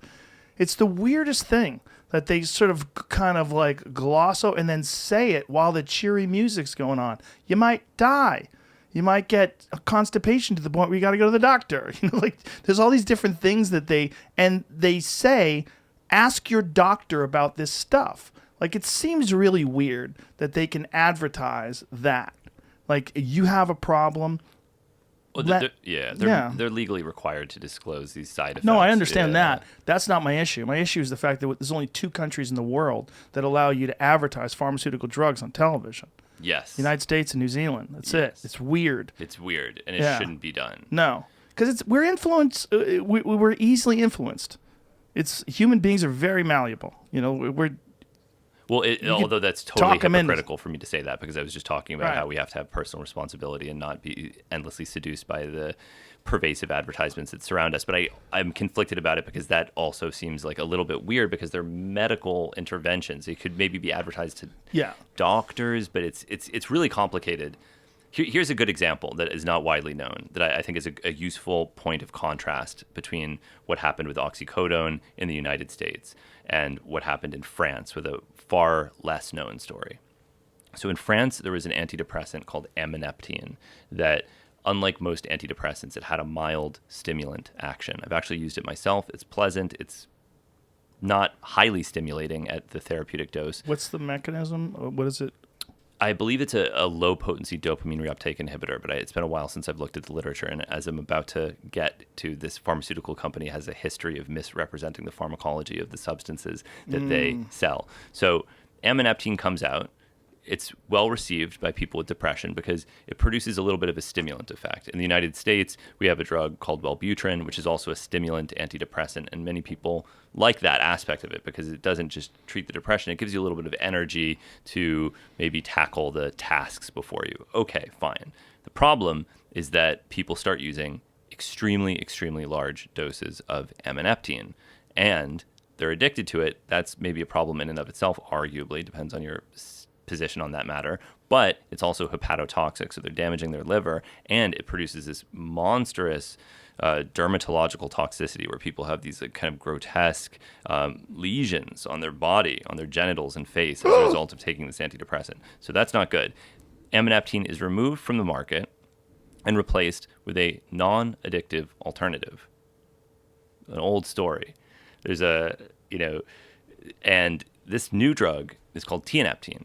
Tianeptine is interesting because the stated mechanism of action is that it is a serotonin reuptake enhancer, not inhibitor, enhancer. It has the opposite mechanism of Prozac and every conventional SSRI antidepressant. Interesting, strange. I even wrote a little article for Playboy years ago about, like, gee whiz, the mind sure is strange that you can have these two antidepressants with opposing pharmacologies that both exert a therapeutic effect. As it turns out, the pharmaceutical company Servier had not disclosed that tianeptine also was a full agonist at the mu opioid receptor, that it basically shared a pharmacology with morphine and heroin. And this was a really important thing because there were all these people taking this antidepressant and they were saying, yeah, this stuff works really well, but I used to use heroin, and like I swear this stuff feels kind of like heroin to me. And people on different forums would say, like, oh, sure, it feels like heroin, but it's a serotonin reuptake enhancer. That's that. And this went on and on. There were people that would take huge quantities, saying, like, I don't know what it is about this stuff, but I'm itchy, my pupils are pinpoints, and I'm extremely high when I take this serotonergic antidepressant. Eventually, somebody overdosed on the stuff, which is actually pretty safe in high doses, and a physician injected them with naloxone or Narcan, the opioid antagonist, and it reversed the effect. So I remember reading that case report and thinking, wow, this serotonergic drug produces an intoxication that is reversed by an opioid antagonist. Curious. Very strange. Then an acquaintance at Columbia started actually looking at the pharmacology of this stuff. This guy's name is Andrew Krugel, and he found that it is primarily exerting its effect via the mu opioid receptor, and that the pharmaceutical company had not told people that. So all these people taking what they thought was a serotonergic antidepressant were actually taking an opioid. This was never approved in the United States, but that is an instance, I think, of really unacceptable pharmaceutical deception, where you're telling someone that a drug does one thing and in fact it does something entirely different. With oxycodone, I feel like it's a little bit harder to make that argument because it had been used for over 100 years, and because people already knew that it was addictive. They were making an argument that it was less addictive because it was a time-release formulation, which is also a complicated thing because in many instances, slow release of a compound does reduce its potential for abuse. So, yeah. That Narcan stuff is the stuff that EMTs use when they find someone who's suffering from an overdose? Yes. What is it, injectable? Yeah. There's also a nasal spray formulation as well. Oh, so they find you spazzing and they just up your nose and you're all right? Yep. How's that work? It works because it's a very high affinity antagonist at the same receptor that heroin binds to. So it has a greater attraction to that receptor than heroin does, and it's able to displace it and reverse the effect. And Will it also sober people up? immediately, yes. So not only does Really? it sober you up, it precipitates instantaneous withdrawal. So it's actually very uncomfortable for many people that use it, because it's not just you take it and you're fine. It's you take it and you withdraw. And then there's actually a problem that's not talked about very much, is sometimes people overdose, receive Narcan, go into withdrawal, and then use again because they're in horrible pain from the withdrawal. And the half-life of the Narcan can be shorter than some opioids. So then by the time it wears off, you have the original opioid in your system that caused the overdose, in addition to the new opioid that you ingested to reverse the withdrawal that was precipitated by the Narcan. And you overdose again? And you can, yeah. Oh, Jesus. Yeah.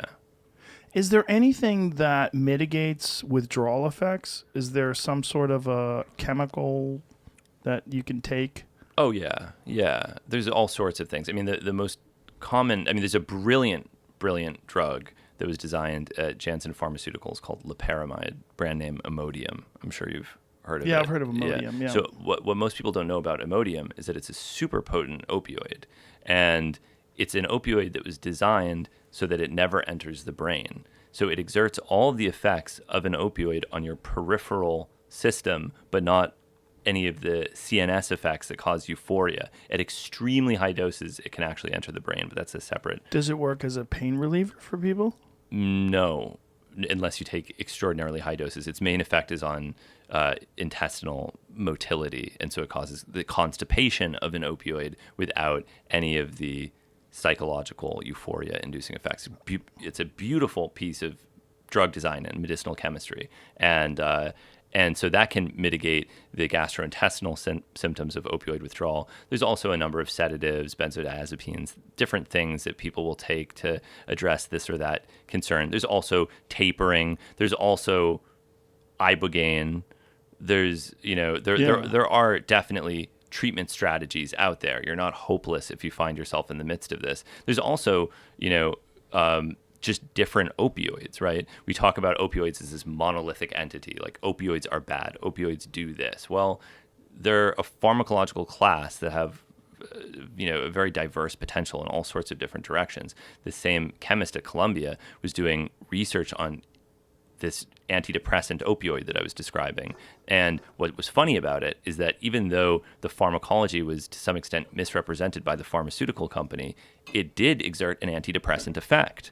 And he was even able to show that it had certain spinogenesis-inducing effects as well, so it causes growth of dendritic spines on neurons. Cool. So, but when he was trying to get investors interested in some derivatives of tianeptine that he made, he found that the opiophobia has become so great in our culture that people were not interested in it, even if it is a potentially valuable antidepressant. So this is why it's important to have a balanced perspective on these things, because if we're not careful and we're not balanced, the pendulum will continuously swing to different extremes of, at one point we decide, okay, it's all right for everyone to use opioids as much as they want, and that's that, which was kind of what happened at the beginning of the so-called opioid crisis, right?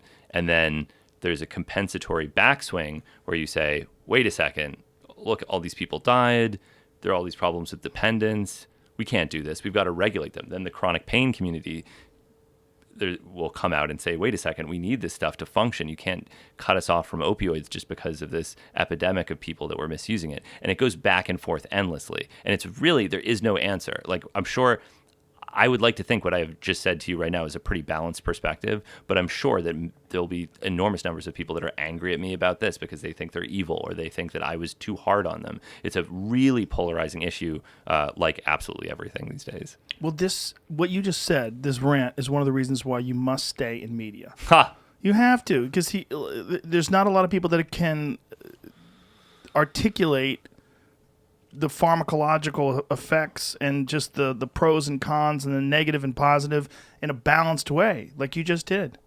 Because you're being very objective about these things and just fact-based, science-based analysis of the pros and cons and the realities of the use and the efficacy of these drugs.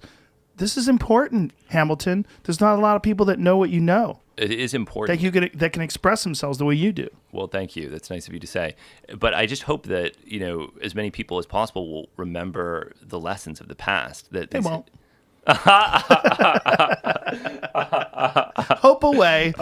Because these hysterias have never helped anyone, and No. they've caused incalculable human suffering. Yeah. We can talk about the tragedies of the so-called crack epidemic, but then that's what generated the sentencing disparity. Yes. And and I think it's safe to say that the number of people that have been imprisoned and have had their lives destroyed, have had their families torn apart, have had their employment opportunities dashed to pieces because they had a small nugget of alkaloidal material from a South African plant, or South Yes. American plant rather. It's nuts, and it didn't help anyone. Same thing with PCP. Oh, here's a good story. Here's a really good one.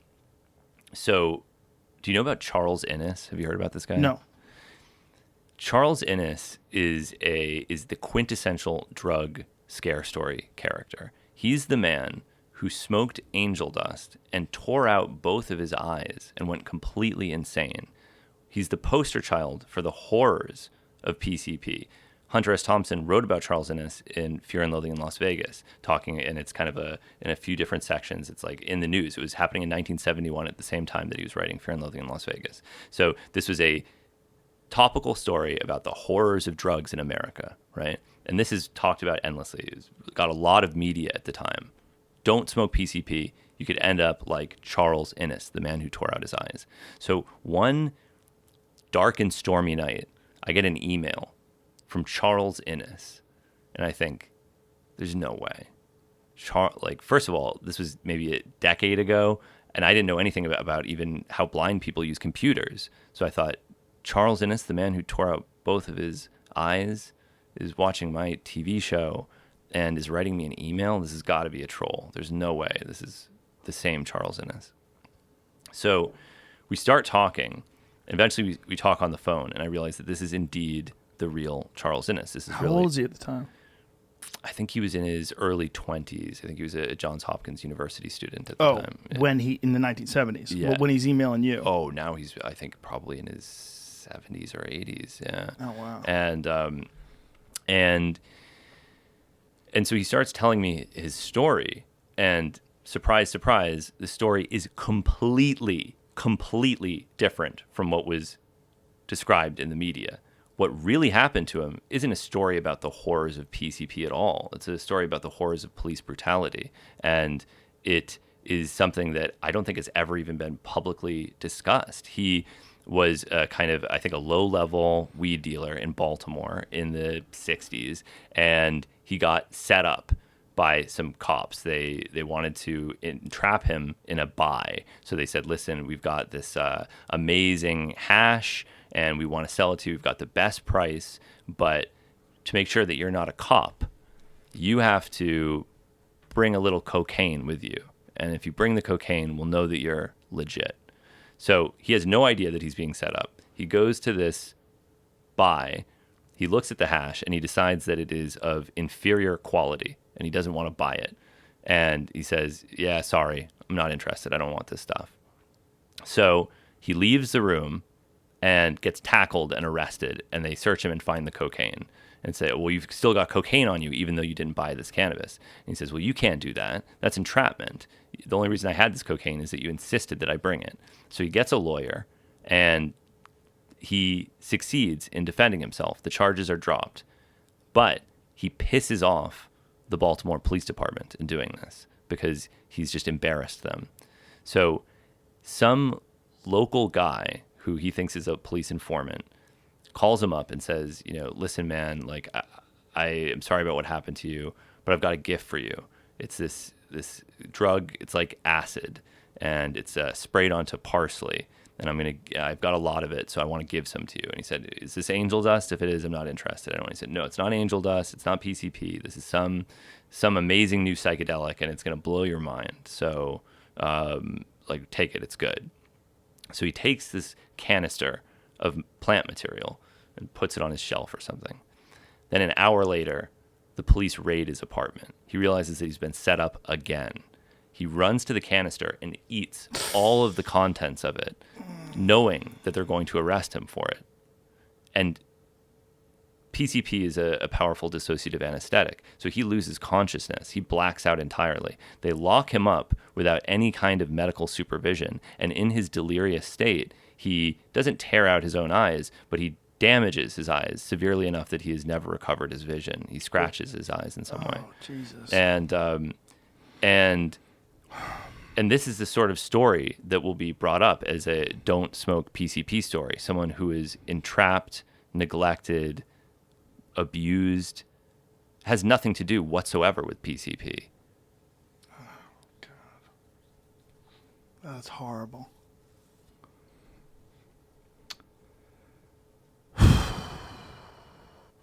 And this happens all the time. That's not an extraordinary story. Drugs are such an amazing scapegoat. They're so good as tools to diminish people, to show that they're weak, that they're bad, that they're of low moral character of one kind or another. And the moment that we abandon all of those stigmas, the moment they can't be used as a tool against us anymore. God, that's fucking horrible. It is horrible. You know, it goes back to one of the main arguments against criminalizing drugs is that you're just going to prop up organized crime, and you're definitely going to prop up organized crime. I mean, that's literally what's going on with the Mexican cartels. It's gone on with Pablo Escobar and El Chapo and so on and so forth down the line. But it's also what goes on with cops using them to arrest people and, you know, planting drugs on people. You know, you have to just a tiny little baggie, plant it on a person, you can get away with a lot of shit. And then there's a lot of bad cops. It's like anything else. Oh, yeah. And I think that not only are there, you know, it's not even about good and bad cops. I think that they will have a corrupting influence on law enforcement. I think that it could make a good cop into a bad cop because it breaks down the idea of protecting people. Yeah. There's a implicit hypocrisy in the enforcement of these laws. We are arresting people for victimless crimes that will distort your thinking inevitably. It has to. There's no way it couldn't. And there's only two types of people in our culture that we allow to talk about the world in terms of good guys and bad guys, and that's cops and children. With children, it's because they're not developed sufficiently to have a complex understanding of human behavior, and so they're bad guys, and the bad guys do bad things, and they're good guys, and the good guys save people, and they do good things. With cops, it's psychologically necessary for them to have those moral binaries, because if you don't, how would you ever do your job?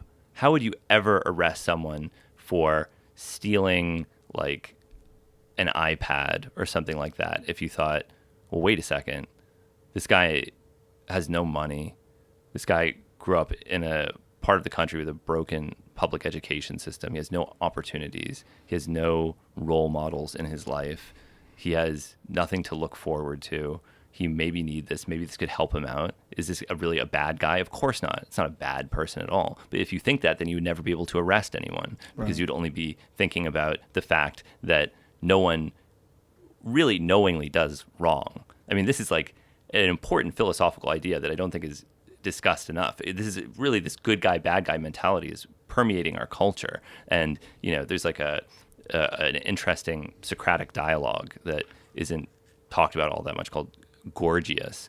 And in it, Socrates is just articulating this basic idea that no man knowingly does wrong, that there aren't bad guys. Mm. There aren't bad guys. And I know that that's a slippery slope because if you go down that road too far, then you never punish anyone for everything because you understand that every action is justifiable in the mind of the perpetrator, right? But I think it is important to remember that when you're talking about these things. Yeah. It's the argument of determinism, right? Sapolsky, you know, Robert Sapolsky? I do, yeah. We had a conversation, and he said that he believes that in the future, one of the main things that we're going to look back on when we look at this culture and we're going to feel like we made a tremendous mistake is punishing people for things that they've done, and that, you know, the concept of determinism, like that you really don't have free will. and that what you think of as free will is what all the accumulation of experiences and education and genetics and all the different things that have happened to you that led you to this point, and the idea that you're responsible for all of them. And especially if you've been abused, especially if you've been harmed and damaged and programmed in a terrible way, that, he, as a psychologist, as someone who understands the mechanisms of the mind, said that he thinks that that's going, and again, this is, if we're going to have a polite society and a safe society, we can't just allow people to run around murdering people and raping people and mugging people, right? We have to do something about it. But again, like many things that have to do with human beings, it's very complicated. So what do you do? He doesn't have an answer as to what you do. And I don't think anybody can, because there's so many variables and so many people and so many different situations. But he believes that is going to be the one thing that we look back on. And much like, we look back on some of the barbaric treatment of people in the past, in the long ago past, that we're going to look back on people today. This idea that you're responsible for all of your actions, particularly if, like, you're talking about someone who grew up in a poor environment, crime-ridden, drug-riddled neighborhood filled with gangs, abused, and then they go on to commit a crime. Is that really their fault? It's slippery. Yeah. It's slippery, and it's like, Bill Cosby had that kind of, like, bootstrapping argument of, like, the real issue is a cultural. Ben Shapiro does this as well. It drives me crazy. That it's like the real issue is a cultural issue. We got to bootstrap. We got to get rid of all the rap music. And if we can just get rid of rap music, does Ben say that?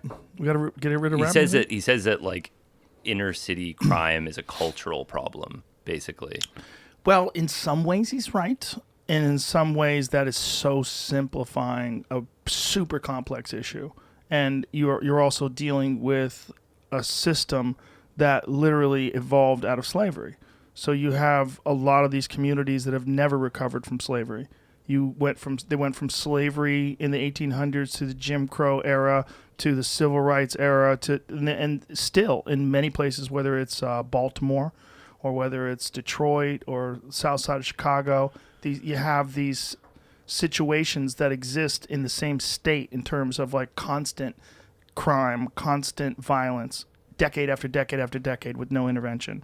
There's no, think about what we did. And this is one of the things that kind of drove me crazy in the beginning of the coronavirus pandemic, where they decided that they needed to spend trillions of dollars to relieve businesses because these businesses had lost a lot of money during the pandemic, and to relieve them. But what about these really super impoverished communities that have been fucked forever? Like the idea that these people growing up in these communities that are filled with gangs and violence, that they have the same shot as someone who's growing up in the suburbs of Massachusetts. Like, that's nonsense. That's crazy. It's a crazy thought. And there's no emphasis at all in terms of like a national dialogue of like, look, this is our number one problem. Too many people are fucked from birth. Too many people are literally, they're born into horrible environments where you have a very slim chance of ever overcoming all the influences of your environment and the people around you to get out. And the idea that you're just going to just figure this out on your own is crazy. Yeah. So few people do. You look at the numbers of people that do figure it out, whether they're athletes or entertainers or whoever makes it out of the hood. Like the idea that you should be able to just figure it out. Like that's fucking crazy. It's crazy. Yeah. Well, this is the argument that I always had about this whole idea of making America great again. So it sounds great to make America great. Why would that be bad? Well, here's how you make America great. Less losers. How do you have less losers? You got to fix these places.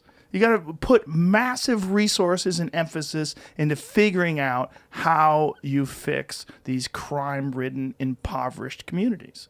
Until we do that, blaming them the same way you would blame someone who grows up in a two-parent household where everyone's loving and caring, it's a totally different world, totally different programming, totally different environment. Yeah. And, of course, we have laws that are explicitly designed to oppress certain people. Sure. Like Well, like the crack sentencing. yes, and I remember the New York Times published this article that I found very annoying, where they said like new evidence suggests that like one of the early arrests of George Floyd for crack preceding his murder may have been done by a corrupt police officer, and maybe he didn't actually have crack after all. And it's like, it doesn't matter whether he had crack or not. It doesn't matter. He should have never been arrested for it in the first place. It doesn't. This is corruption, regardless of whether or not he had crack. Well, it's also the narrative of crack versus cocaine. It's a hilarious narrative. You say crack, everybody's like, "Oh my God, you're smoking crack." We feel like, oh, he was doing coke. Well, it was just, getting crazy. He was getting crazy. He's doing coke, It's the same thing. It's like pharmacologically, right? Basically, according to Carl Hart, it's the same. I haven't done either one of them. But oh, yeah. I mean, it's just cocaine freebase. Yeah. Ridiculous. Yeah. When you look at the sentencing, and in many places it's still the same, right? Like there's still a disparity. Oh, yeah. Obama reduced it to something like 18-1 instead of 100-1. How yeah, generous. It's like, well, why any disparity at all? How that's did crazy. this possibly happen? That's like the difference between, like if they hit you with a bong, you piece of shit, what are you doing? You're getting too high. You got a bong? No, you can't take that. A joint's fine, but a bong, you're getting radical. What are you using, wax? You fucking animal.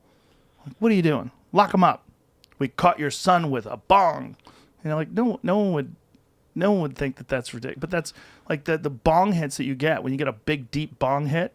Like that's probably a more potent version of what you're going to get if you're just going to take a hit off a joint. And the reason that I spend so much time talking about this and the social aspects of it is because I genuinely do believe that this is one of the most pernicious and yet fixable things in our society. Yeah. There's when everyone is saying end white supremacy.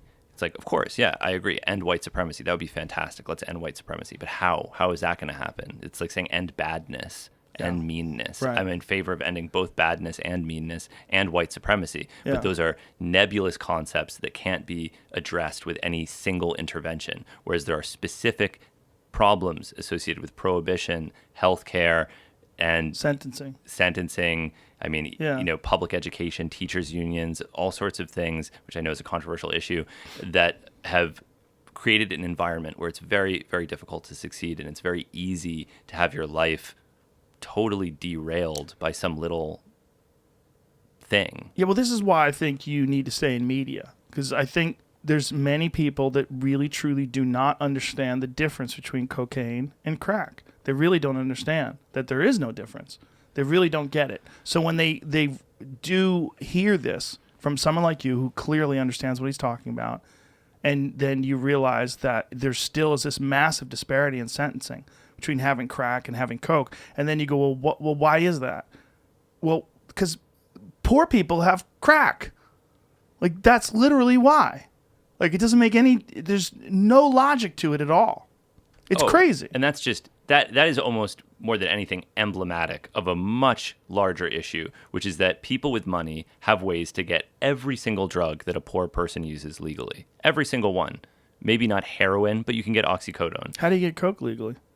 Well, cocaine is actually Schedule II. You can get a prescription for it under some circumstances. Most What? People, yeah. What's their circumstances? I'm asking for a friend. My grandfather was an optic surgeon. He had cocaine that he would use as a topical anesthetic in some procedures. Yeah, but but also right? It is sometimes used off-label for treatment of cluster headaches. I knew someone that had cluster headaches that had a prescription for cocaine. Whoa. That's very uncommon, though. Well, that's a good one, too, because you can't really prove it. Like, bro, they keep coming. I can't stop them. What do you do when they give you coke for cluster headaches? Do you snort it? In his case, he did, I believe. Hilarious. Yes. Yeah. Hilarious. Well, of course it is hilarious because, 10 years ago, if you'd said, listen, doctor, I'm really, really depressed and I snort ketamine 3 times a week and it's just amazing. It's working. It's helping me not be depressed anymore. They would say, you're insane. They would say, That's you've got crazy. a problem. You've got an issue. You have to go to a treatment center. This is dangerous. You can't be snorting drugs. Right. You can't be using ketamine 3 times a week. Or this is going to kill you. Yeah. Now, using ketamine snorted 3 times a week is an FDA-approved treatment for depression that is sold by Johnson & Johnson. It's nuts. I have a friend who's a veteran who was just telling me on the phone yesterday about his use of ketamine, therapeutic use of ketamine through a physician, IV, and how much it benefited him.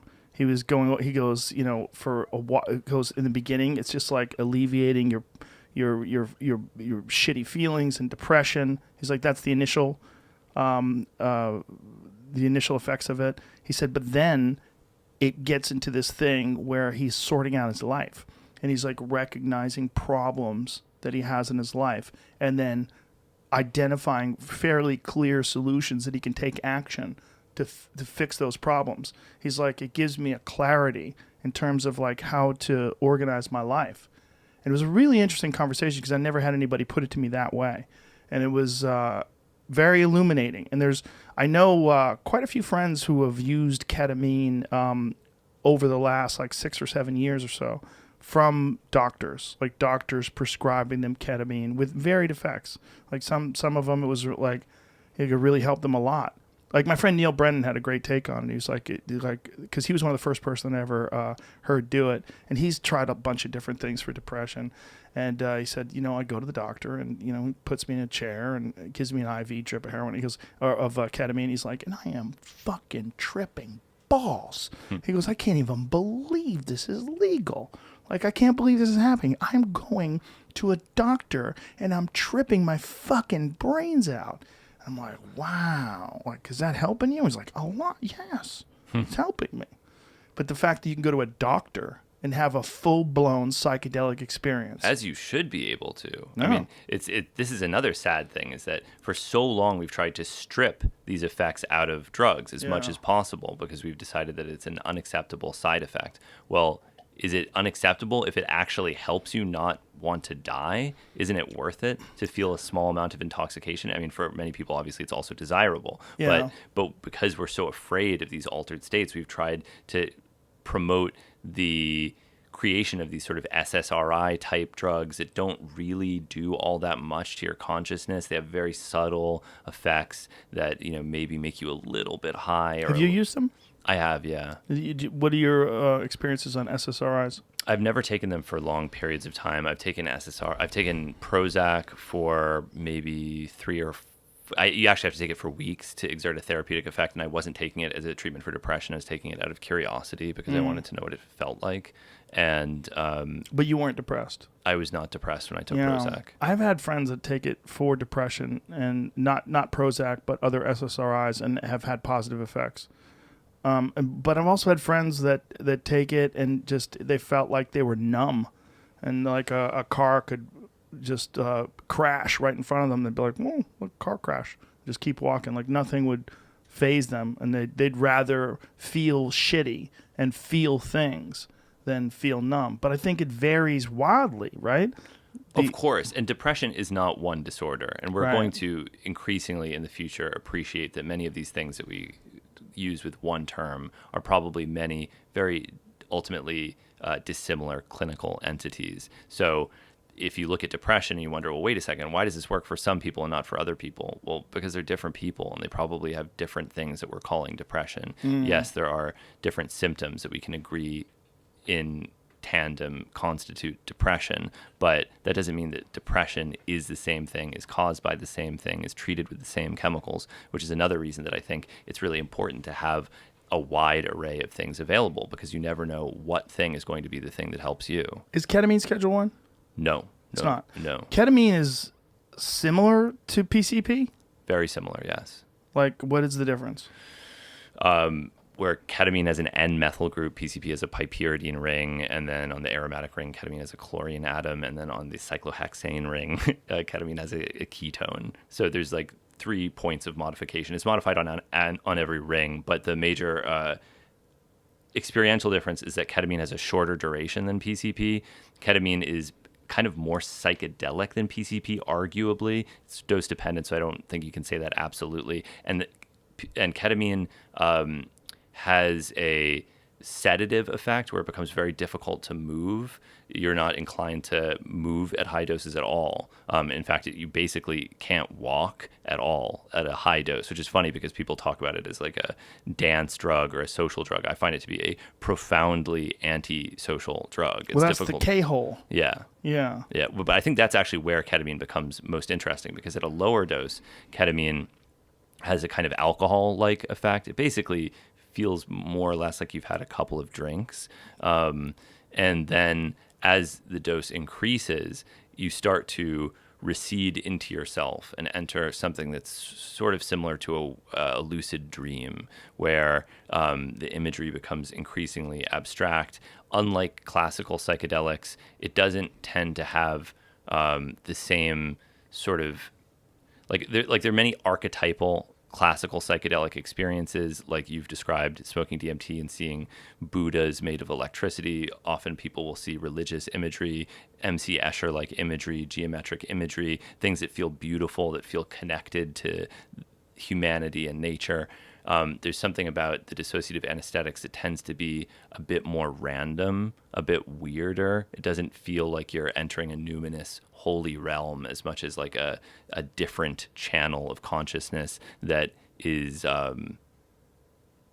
bizarre and otherwise inaccessible. Terrence McKenna described it like being in a brand new office building, but no one's in the building. Yes, yeah, I I know. just think it's weird. Yeah. Well, he had a certain bias there. Everyone has their biases, but his bias was, of course, toward plants, because Yeah. he saw them as a sort of Well, he also had a intelligent. perception, and I don't know if you would agree with this or not. This is kind of a crazy thought. It's very unprovable, but he believed that not only are you dealing with the psychoactive effects of these psychedelics, but you are also dealing with all of the people's experiences that have ever taken these psychedelics somehow or another. He had this feeling that when you're tripping, you're not just tripping, like you alone tripping, but that you're somehow or another interfacing with all the various trips that all the people have done with whatever these drugs are.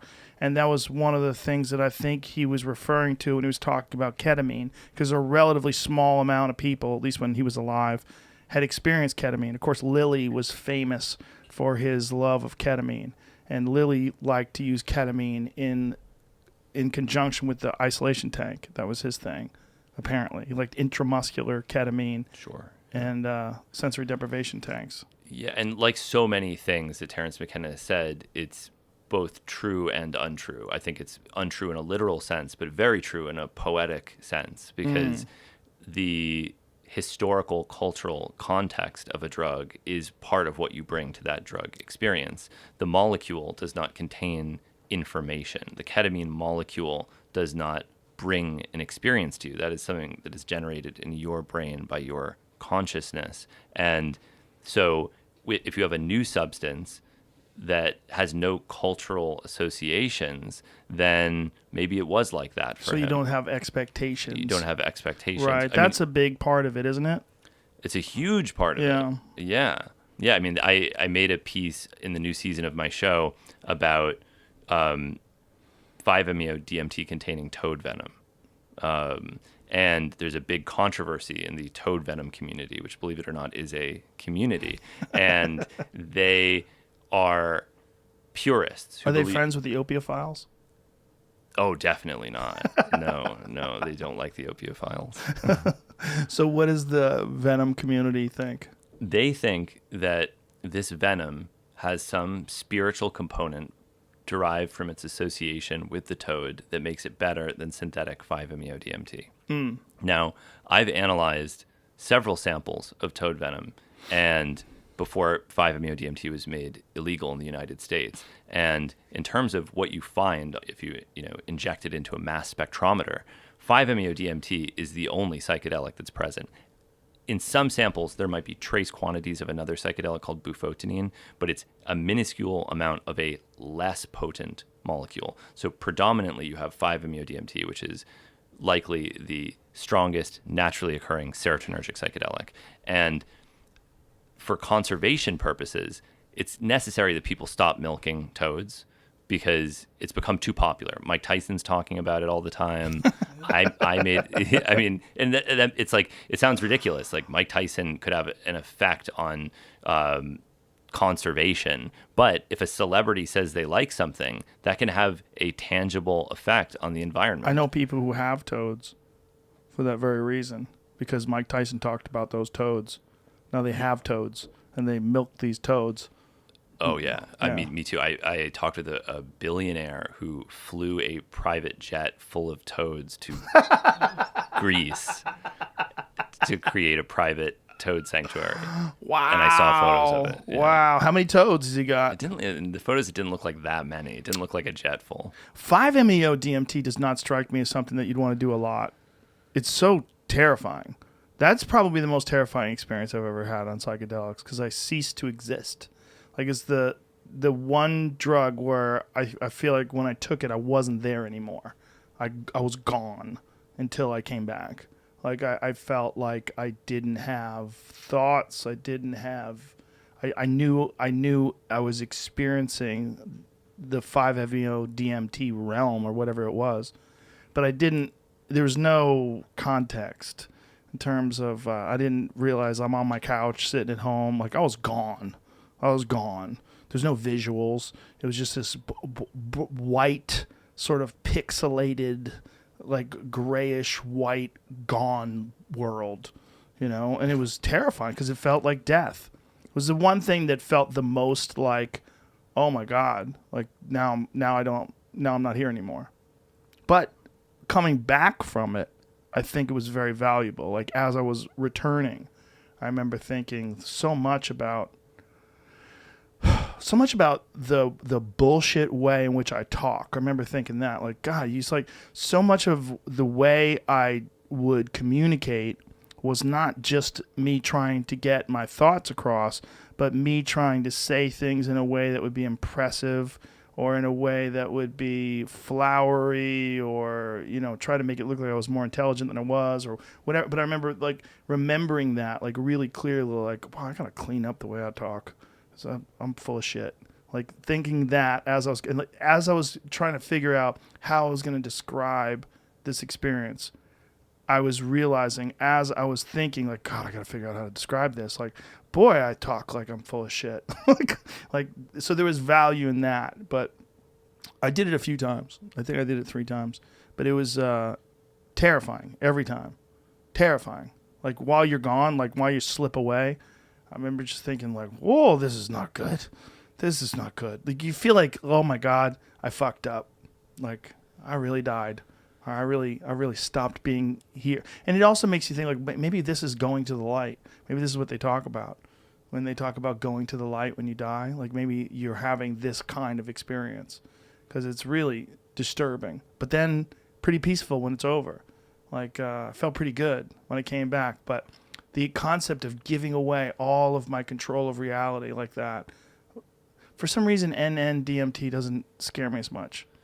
It's a totally different drug. Yeah. Yeah. Experientially, chemically, it's, you know, psilocin is closer to DMT than 5-MeO DMT is. Mushrooms are closer, chemically speaking. Yeah.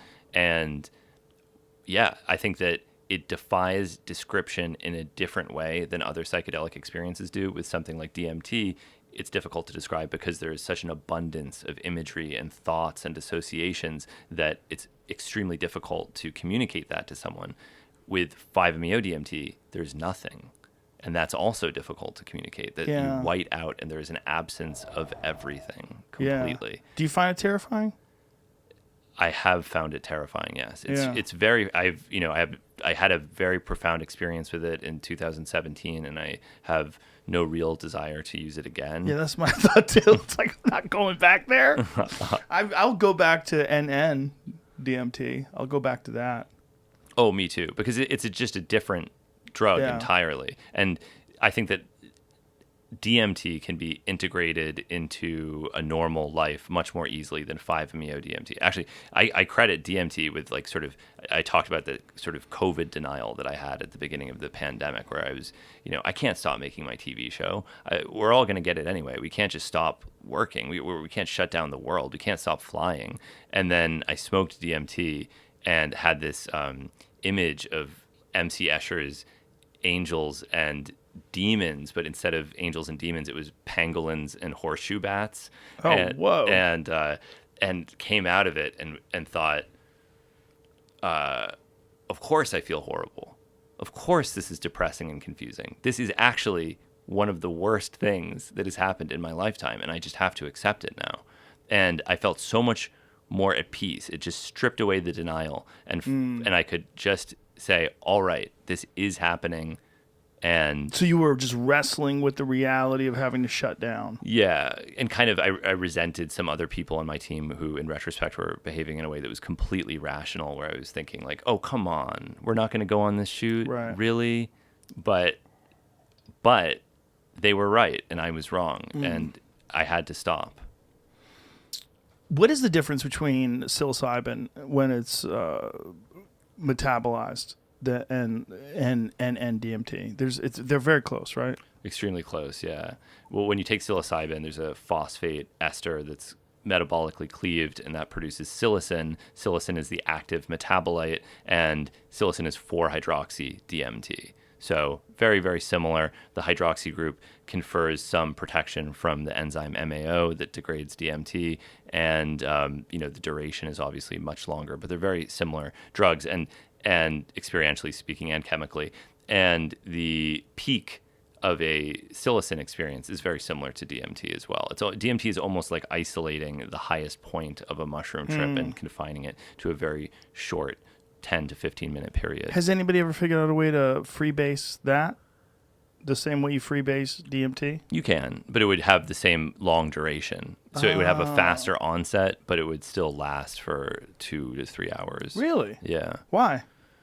Because in smoking it, you wouldn't cleave the hydroxy group that confers this resistance to MAO, so it would allow it to enter the bloodstream and the brain more rapidly, but the metabolic degradation wouldn't be accelerated in any way. You brought up something earlier that I really want to discuss, because I remembered when you were bringing this up that I had to ask you about this. Benzodiazepine. And I'm sure you're aware of what happened with Jordan Peterson. Yes, I am, yeah. What did you think about that? He had to tell people what happened so that you... Yeah, well, I mean, again, this is like when we talk about addiction as a monolithic entity, we neglect to identify all of the individual components. I mean, Jordan Peterson is not an average person.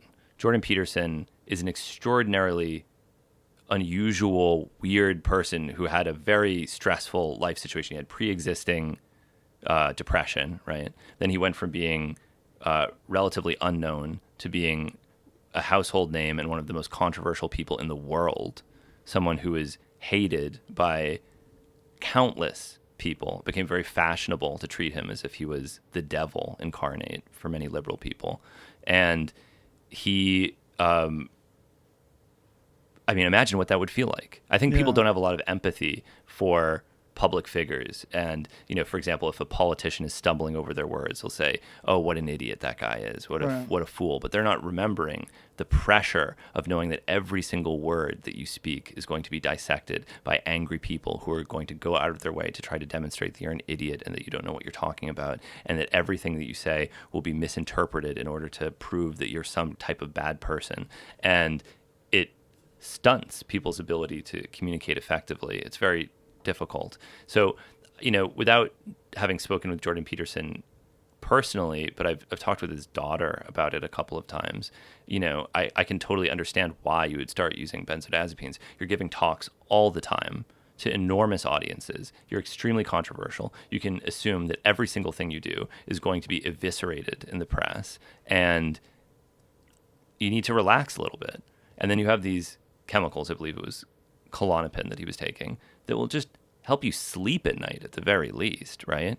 And the problem, which is the case with most psychoactive drugs, it's the irony of pharmacology, is that you often end up with whatever it was that you were trying to treat worse than when you started out. So he has all of these problems. They still exist. He has a drug. It temporarily relieves the stresses associated with it, but then he becomes dependent on it, which is completely understandable because the stresses don't go away.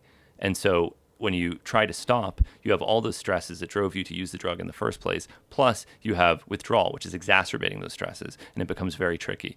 In addition to that, it sounds like he has some pre-existing psychological conditions that he's publicly spoken about. So it's very common, and I think benzodiazepines are some of the most insidiously addictive substances that are used in our culture. Again, don't get me wrong. I'm not saying that we need to ban them or that no one should ever use them or that they don't have medical value, but simply that they should be used with tremendous caution because it's very easy to get into trouble with them. Like I said, I have never been a fan of opioids. I don't really like them at all. But when I was a teenager, I was prescribed Klonopin, and I experienced that as well. And it's very, very difficult to stop even after a short period of use. So you have to keep that in mind. And physicians don't tell you that. They say, and they say, oh, you've got anxiety? Here, take this. And you take it. And then you realize when you stop that you can't sleep anymore. And you have something to do the next day. You can't go a night without sleep. You're doing a talk.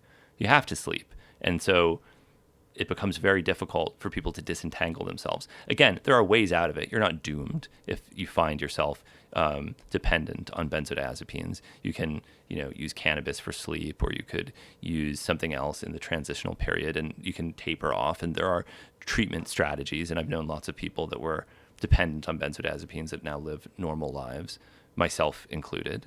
And so it's not a death sentence by any means, but it's something that people should recognize and treat with caution.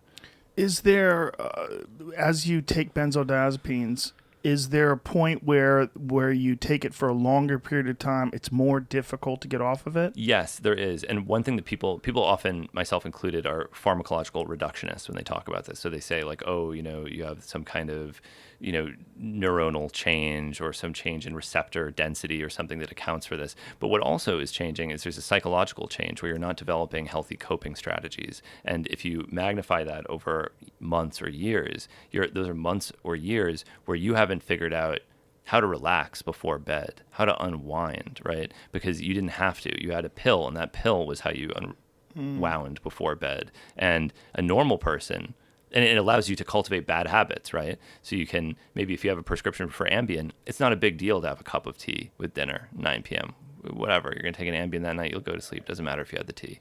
Well, when you take Ambien out of the equation, you might have to be a little bit more careful about the choices that you make, and you have to have a little bit of additional discipline. So long term, you also have, like I said, you have psychological changes in your coping strategies, and that I think can be very hard for people. And I think that when people talk about long-term problems as a result of drug abuse, they often assume that it's because the drug is neurotoxic and it damaged your brain. But I think just as much, it can be an issue of not adequately developing certain coping strategies as a result of using that drug use. Like if you always used a benzodiazepine when you were anxious, you may have never learned how to appropriately take a breath and relax and figure out your anxiety psychologically. Now, when he tried to get off these Klonopin, is that the only thing he took? As far as his daughter told me that during the detox he was also inhaling xenon gas, which is an what? Yeah. Do you know about xenon? No. You would find xenon very, very interesting. Yeah. What's that? I mean, could I pee? Is that possible? Yeah. Go pee. Okay, Go pee. Okay. We're going to talk about xenon gas when Hamilton Morris comes back. Have you heard about xenon gas? I mean, I know the word. You're on it right now, aren't you, son of a bitch? Xenon gas, that doesn't sound like you're supposed to be inhaling that. That sounds like some shit they find in your basement and they have to clear your house out, right? Well, that's radon, right? Remember that? Yeah, I Googled it, and weirdly, a temperature screening unit is popping up, so I don't know what that has to do, with it. Temperature screening unit. Yeah, general aesthetic. It's used in lamps. I'm so glad I talked to him about this. How much does this motherfucker know about drugs? I should just point out, for anybody who's just listening to this, Hamilton Morris does not have a single note in front of him. True that. This is all popping right off the top of his head. And this dude thinks he's just going to go off and be a chemist. The fuck out of here. You better get back on YouTube. On live on YouTube every day. Yeah, he should be doing this every day, right? This guy's a national treasure. So he knows so much, and he's so good at expressing it. It makes me sad that someone like this is not more popular. I'm doing my best. He also gave me a book, The Psychedelic Toad of the Sonoran Desert. This is apparently a very old book that's been republished. It says it's by Ken Nelson, but apparently this is like this unknown person. And it said, forward an updated edition by Hamilton Morris. And I think he's publishing this. But this is a small book about the toad. Isn't it hilarious that Mike Tyson is affecting ecology with his toad use? We're just singing your praises, sir. Welcome back. I'm glad that it's. I was wondering. Dude, we're saying you can't quit. We're not allowing you to quit. There's your book. Oh, nice. Thank you. That's a story as well. Yes. I want to get to that story. We're going to go to that story in a moment. But please, xenon gas. Okay. Xenon gas is where we left. Okay. So you know the periodic table of elements, right? Yes. So most of the elements are not drugs. In fact, none of the elements are really. You have lithium, which in its as like a carbonate salt is used to treat bipolar, and rubidium is used to treat depression in Italy. But for the most part, drugs are compounds that are made from different elements joined together. There are very few single elements that will exert a pharmacological effect, and the exception is xenon. So on the rightmost column of the periodic table, you have the noble gases. The lightest is helium, then you have neon, then you have argon, then you have krypton, and then you have xenon. And nice. There it is. All right. And then below that you have radon as well, but radon is unstable. So xenon is the heaviest stable noble gas, and it's a trace component of our atmosphere. It's in every breath that we take. It's 0.0000087% of the atmosphere. And if you distill hundreds, or really more like millions of liters of air you compress it into a liquid under cryogenic conditions, and then you distill off all the different gases, all of the nitrogen, all the oxygen, you're left with a small fraction of this very heavy gas called xenon.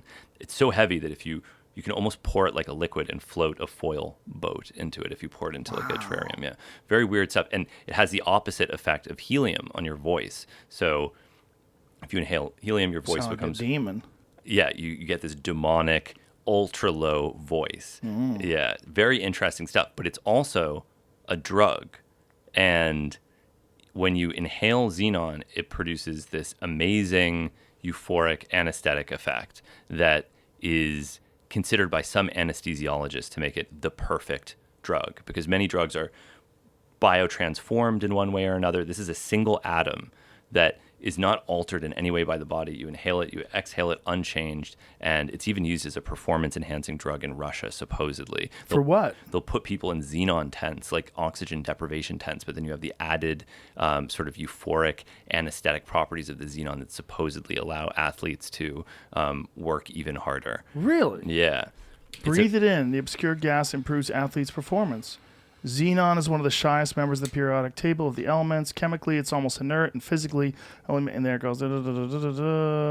Naturally occurring elements. Okay, notably in Russia, it's used as an anesthetic. It's also known to protect body tissues from the effect of low temperatures, lack of oxygen, and even physical trauma. In particular, it increases the level of, how do you say that word? Erythropoietin. Erythropoietin, also known as EPO, a hormone that encourages the formation of red blood cells. Oh, okay, so it works like EPO. I wonder if you take it if you'll test positive for EPO. It's been banned in some places, I think, as a performance-enhancing drug. Interesting. Very interesting stuff. I made a whole piece. Makes sense that it's Russian, because he had to go through his detox in Russia, right? Or did go through his detox in Russia. And you know, I know that he tried that. I know that he tried a number of different things. I don't want to go into his medical history without his permission or anything. He's talked about it pretty openly, and his daughters talked about it pretty openly. All right, well then I'll say that it was a whole year that he was suffering from this. Yeah, I mean, it can be rough. It can be really, really rough, especially if you're a public figure, because your life is already anxiety-inducing enough. Then you add this coping strategy. The rug has been pulled from under you, and you have to now exist publicly without that. It would be very, very hard. And I don't know exactly what dose he was using, and I don't know how long he'd been using it. I would say that the severity of his response seems a little bit unusual. But again, I don't know enough about his medical history to say. But the severity would increase dependent upon the length and the duration and the dose. Social, environmental, psychological factors as well. Yeah. That's why when people make statements like heroin withdrawal is really, really bad or heroin withdrawal is just like the flu, it's like, well, they're both true for different people probably. It just depends. Okay, that makes sense. But Klonopin, particularly difficult to get off. Or benzodiazepines. Benzodiazepines are, I would say, it's not so much that they are very difficult, but I think more than they are difficult, it's that we don't treat them like they're difficult. We treat heroin like it's difficult. It's dramatized constantly. We grow up on Train Spotting, Requiem for a Dream, Permanent Midnight, Christian F., all these movies that dramatize the horrors of opioid addiction and opioid withdrawal. It's a part of our cultural diet that we have learned that this is horrible and is to be avoided at all costs. The same is not true of benzodiazepines, which are just kind of stuff, right? You have rappers talking about Xanax, and it's not about... So Xanax is a benzodiazepine as well? Yes, it is, yeah. Okay. Yeah. I know people that have a real problem with Xanax, so that's what the problem is. And as bad as these things are, and I don't want to call them bad to begin with, but... Too late. They really are a vast improvement over the drugs we have. We're very spoiled right now. We have most of our complaints revolve around things that are too good as opposed to too bad. You go back to the barbiturates; those would kill people accidentally. Like there would be people who were just using them medicinally and would die, because they had a drink or something. The benzodiazepines are comparatively very safe chemicals. That's not to say that they are without danger, but they represent a pretty substantial medical advance, and that's the reason that they're so widely prescribed. Like it's very important to physicians not to prescribe drugs that will accidentally kill people. That's another reason that SSRIs are so widely prescribed, is because, problems aside, they're very bad at causing fatal overdoses. Yeah, so that's kind of the idea, is when they came out, this chemist Leo Sternbach invented the benzodiazepines, and this was amazing. This was unbelievable, because finally you could have a drug that treated anxiety, that didn't have this horrible risk of killing people that used it. This was when Jimi Hendrix died, Marilyn Monroe. These were all barbiturate-associated deaths. So this was actually considered like a huge boon to science, and their liberal prescribing reflects their relative safety, but there isn't enough of a discussion about the problems associated with cessation and withdrawal for long-term users. So what is the mechanism? How do they reduce anxiety? What's going on?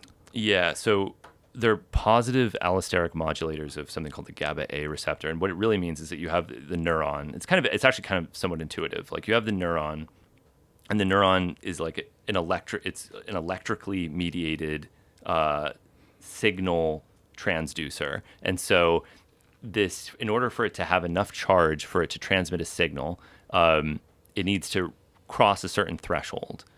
And the charge is mediated by ions that are present in the brain. So the more negative ions enter the cell, the lower the charge, the less likely it is to fire. The more positive ions enter the cell, the higher the charge, the more likely it is to fire. It will have an excitatory effect. So when a benzodiazepine binds to the GABA A receptor, it promotes the opening of a channel that allows chloride ions to enter the cell. The chloride ion carries a negative charge, and it reduces the charge of the neuron, making it less likely to fire. So that's, in a nutshell, how a benzodiazepine works.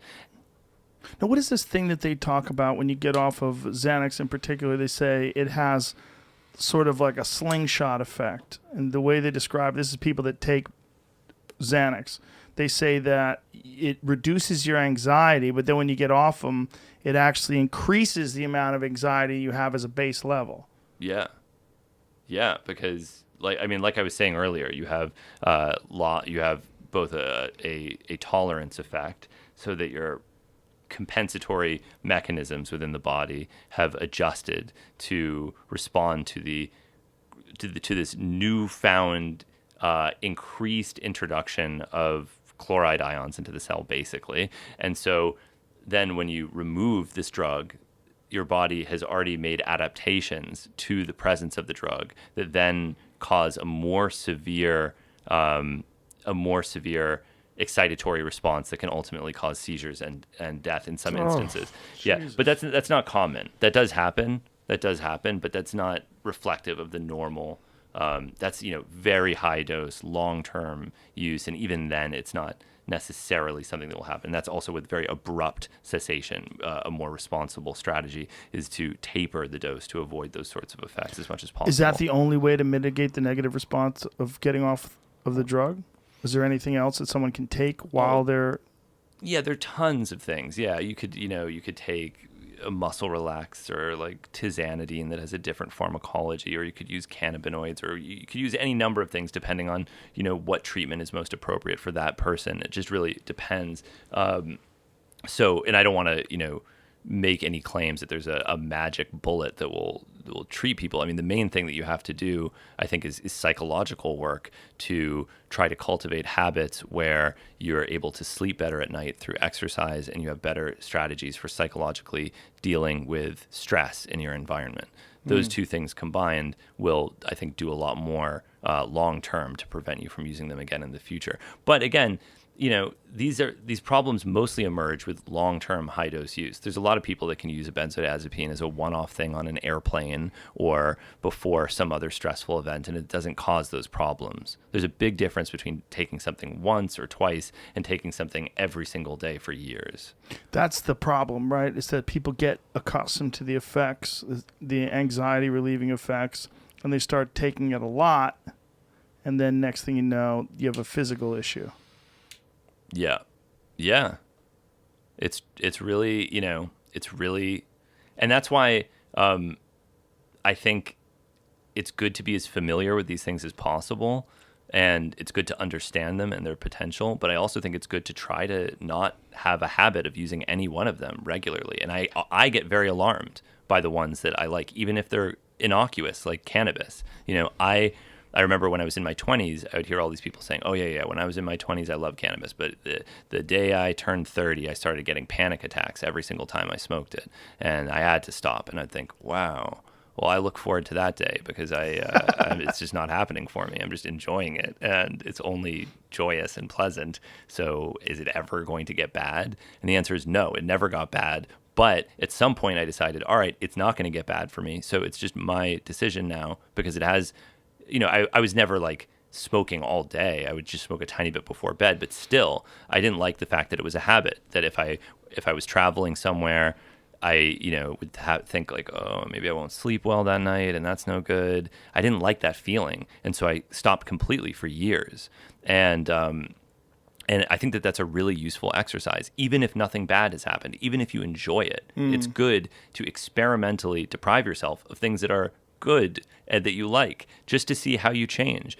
I observed something that I didn't even really know, which was that cannabis was more than anything, not even sleep. It was a way of mitigating the anger that I felt, because like there's so much reflecting anger in our society. It's just endless. Like you look at Twitter, Reddit, YouTube, Instagram, any of these social media things, they're machines fed on human opinions and rage. And people have almost optimize their communication to ensure this kind of agitated engagement at all times, and it's very psychologically difficult. I mean, I think like people need to try to avoid that kind of behavior as much as they possibly can, because not only are you volunteering your finite time on earth to feed a social media machine and advertisements with your own misery, you are preventing yourself from doing anything nice in the world, which will ultimately make you feel better. Like, forget what effect it has on the subject of the bullying.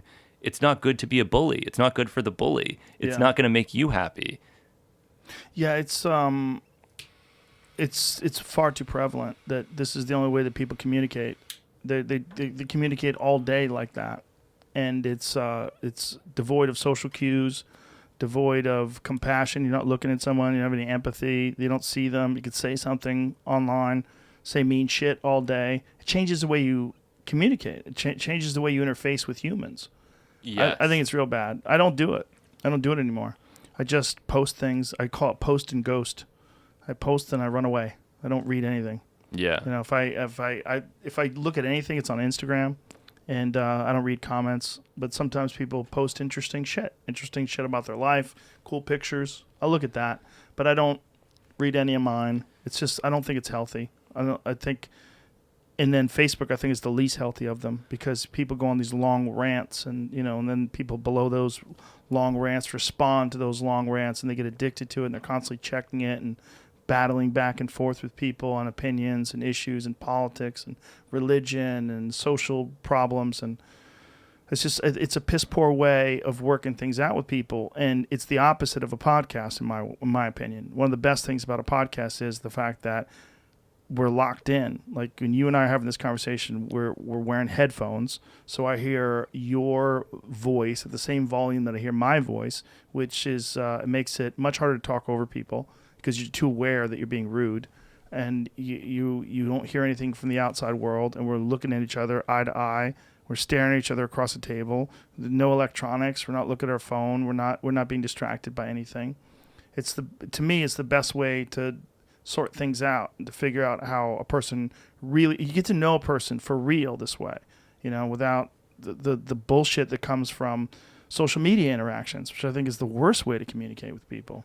Yeah.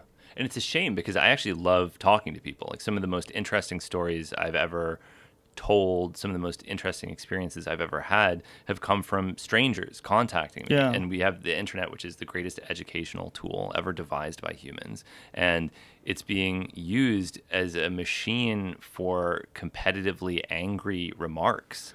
It's just natural when it's so easy to be angry at someone. It's so easy when they're not there. It's so easy when you're not in their presence, and it's a shit way to communicate. Like you say something in a text and they say something in a text. It's not good. The best way to communicate is physically being in the same room with the person, looking them in the eyes, and using words. And you get a much better sense of what the person's trying to communicate. It's just such a filtered down. Alan Levinovitz calls it. He calls it processed information. The same way processed food is bad for you, that processed information is bad for you. And so many people are on a processed food diet, and it's just terrible for their health. Well, processed information is terrible for your mental health. I think he's dead right, and I think it's an excellent way to describe it. But it is also a cultural thing. Like, it doesn't have to be this way. The internet could be any way that people wanted it to be. Yeah. And you could hold yourself to a different standard. Sometimes I'll see people posting things like, I don't know, I don't have time to look it up, but I think it's this. And it's like, well, you just posted it. You have time. You're writing this on the greatest information gathering machine ever devised by man. Why don't you just look it up then? And not post yet. and not post what you're doing. And this really is a remarkable time. Like, do you know about Sci-Hub? Have you ever heard about that? No. Oh, man. I'm glad to be able to talk about this even briefly with you because it's crazy. You know who Aaron Swartz was, yes. right? Yeah. So you know that when Aaron Swartz died, what happened, he was trying to collect all the scientific scholarly literature and make it freely available. Right. What's not widely known is that someone else tried to do the same thing and they succeeded. And there is this website called scihub.se. The dot suffix changes periodically. And this is a woman in... I believe she's in Kazakhstan. I'm going to mispronounce her name. I think it's Alexandra Elkbakyan. And she successfully created a website that allows you to access every scientific article ever published in the history of mankind. Whoa. In the history of, yes. It is like to you can't overestimate the significance of what this is. How long ago did she do this? This has been around for years, and I think people do need to know about it because it's one of the most important. I mean, she should win a Nobel Prize for this. It is truly one of the greatest things that has ever happened to science, because when people talk about science, I think they don't really know, like, what is science? Is it the sum knowledge of every living scientist? Is it the opinion of the greatest expert? What is science? But what science really is a series of thousands and thousands and thousands of short papers when people talk about the body of scientific knowledge, they're talking about these short papers that up until recently have been paywalled. So if you wanted to read even a 2-page article, you'd have to pay $40 to do it. And she figured out a system where she could use the electronic resources of every major university to automatically download their entire catalogs of scientific literature and make it freely available to everyone in the world. So it doesn't matter if you are in Kenya or Ethiopia or wherever, you have access to the full digital resources of Oxford and Harvard and Yale. And it's going to change. I mean, it already has changed the world. And like, I guarantee 20 years from now, there will be people winning Nobel Prizes who will attribute the knowledge that they have to that website. It is huge. And so you think about something like this. This is like inestimable greatness from this website. And everybody uses it. Every scientist uses it right now. And like, we are in the presence of this extraordinary creation, and then people are just like spending their entire life insulting Trump on Twitter or whatever. Like, it's just like, we have to recognize what an amazing time it is, even though there are, of course, horrible, horrible things happening all around us. Like, there are things like that that are so incredibly useful. Is this in danger at all? Oh, of course, yeah. Yes, it is. So that's why she changes the address? Yeah. Yes, it is in danger. And I don't even know if it's, I think it's worth talking about publicly, because I think more people, I think even there are some scientists even that don't know about it. But yeah, it's in danger because there was money to be made. But it's really unfortunate because scientists aren't paid to write scientific articles.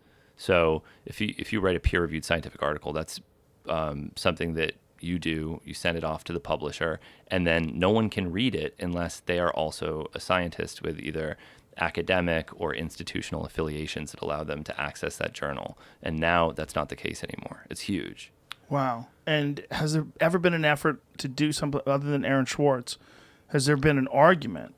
And Aaron Swartz wound up killing himself because he faced a lengthy jail sentence, right? Yeah. And it's horrific. Like, people are furious about it to this day, that he was prosecuted the way he was. Is there any effort amongst intellectuals to say that this is wrong and that all these papers should be released and that something like Sci-Hub should be readily available? Oh, yeah, everyone that isn't a publisher of scientific literature supports Sci-Hub. Wow. The major publishers like Elsevier have come out against the creator, and I think she may even be in hiding as a result of that, because I'm sure they would throw the book at her if they could. Jesus. But she succeeded. She really succeeded, and this has been around for years. And this is a life-changing, amazing contribution to science. So there's some good stuff out there. There's definitely some good stuff out there. To go back to benzodiazepines, you were explaining the xenon gas. Yeah. And what is the psychoactive effect of it? Like, what does it do to you that would help you get off of benzodiazepines? Like, why would Jordan Peterson use that as a therapy? Oh, I just heard that was one of many things that he was trying. I mean, I think that he was in a somewhat, I think he was, really, really seriously struggling and was trying a lot of different things to see what would stick. And what xenon does when you inhale it is you exit reality and enter a state of pure bliss. Sounds pretty good. Yeah. It's like nitrous oxide, if you've ever tried that, but nitrous oxide actually has some associated toxicity, kind of unusual toxicity where it interferes with the metabolism of vitamin B12. None of that is present with xenon. So if you inhale nitrous oxide continuously for a long period of time, eventually it will actually kill you. Whippets, yeah. Yeah. When I was a kid, I worked at Newport Creamery. It was a ice cream place, and we had tanks of nitrous oxide that they use for whipped cream. Oh, yeah. Yeah. And dudes that I worked with would do whippets and get blasted. It's fun. It's Beneficial effects of xenon inhalation on behavioral changes in a valproic, is that right? Yep. Valproic acid-induced model of autism in rats. Whoa. Behavioral modulatory effects of xenon are probably related to its generalized action on excitatory inhibitory balance within the central nervous system.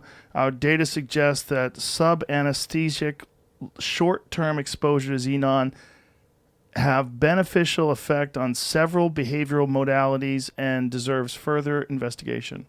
So yeah, I'm not making any kind of medical claims about xenon being, the cure for benzodiazepine addiction. I want to be very clear about that. Right. I actually just made a documentary for my new season about xenon, and I think it's really interesting because this is, another one of these things that I don't think can ever be regulated. It's in every breath that we take. It shows the pervasiveness of these psychoactive drugs. You can talk about drugs as if they're over there, they're this thing we've got to get rid of. There will always be drugs, no matter what we do. We can arrest everyone associated with Purdue. We can do whatever we want. This is just part of our environment. I mean, nitrous oxide, I didn't even know this until I started working on this piece.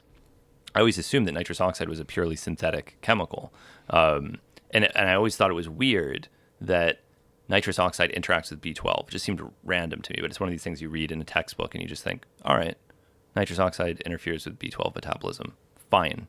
That's a thing that happens. And then I started thinking but wait a second, why? Why would nitrous oxide, of all things, not oxygen, not hydroxide, not some other oxidizing agent that would potentially be stronger in vivo, why nitrous oxide? Why would that interact with vitamin B12?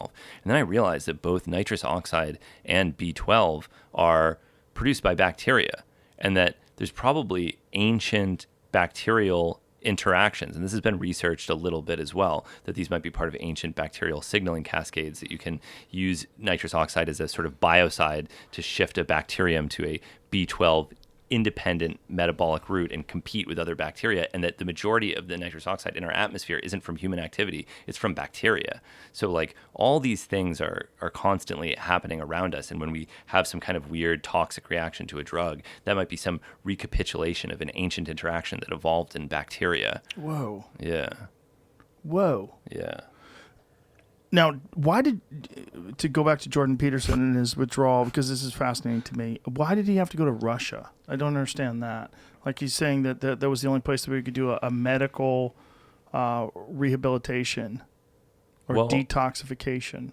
Well, I mean, again, I think that using Jordan Peterson as an example of a typical benzodiazepine dependent person is probably not the right way to think about it, because I don't know what social factors he was facing as well. The last thing you want so the withdrawal is going to increase anxiety. The last thing you want is to be in a clinic surrounded by people that know who you are, that are oh, you're Jordan Peterson, you're that alt-right men's activist guy. How dare you? How dare you, sir? Or whatever. Maybe he just wanted to get away from people that had opinions about his work. Maybe he felt like he was drowning in an abundance of misrepresentation. Yeah. I mean, if I were him, I would not want to be in LA at a detox center. I would want to get as far away as possible. Right, where TMZ could find you. Yeah. That's a good point.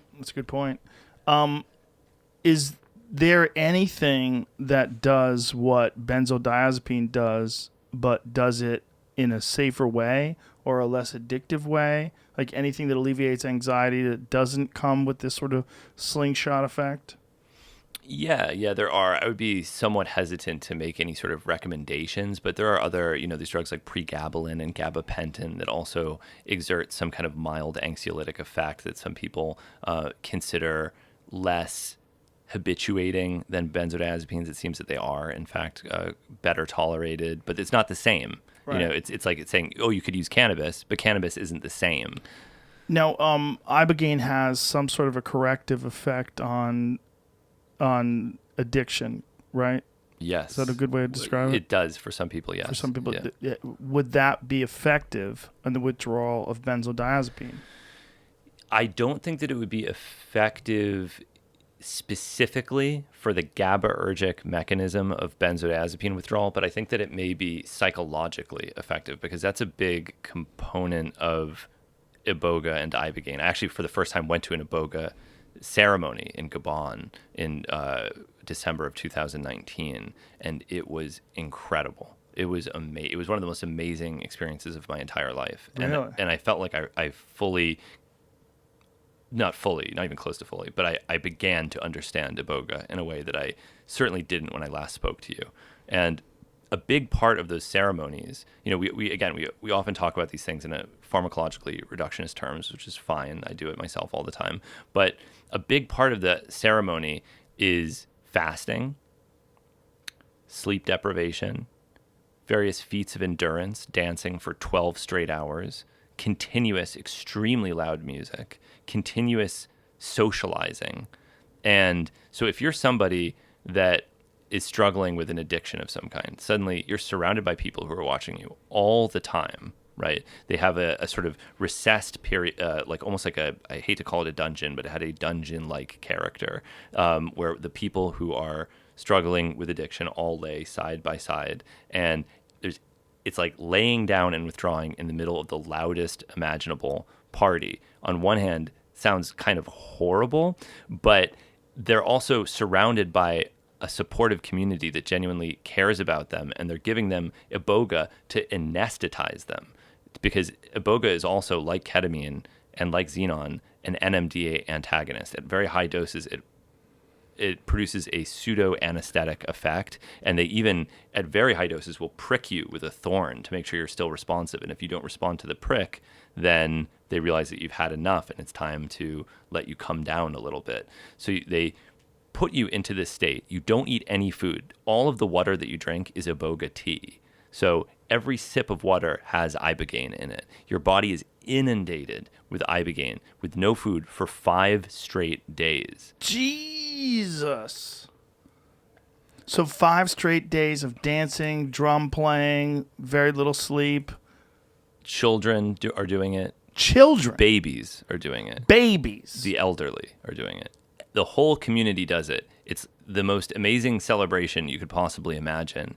And again, I'm not going to make any claims about the safety of this because I don't know, but I certainly met several people who had been doing it since they were an infant, who were college students, who were doing completely fine, who seemed socially functional and happy to be there. And what I learned about iboga, I think a big part of it is, like, you're familiar with breatharianism. Do you know this idea?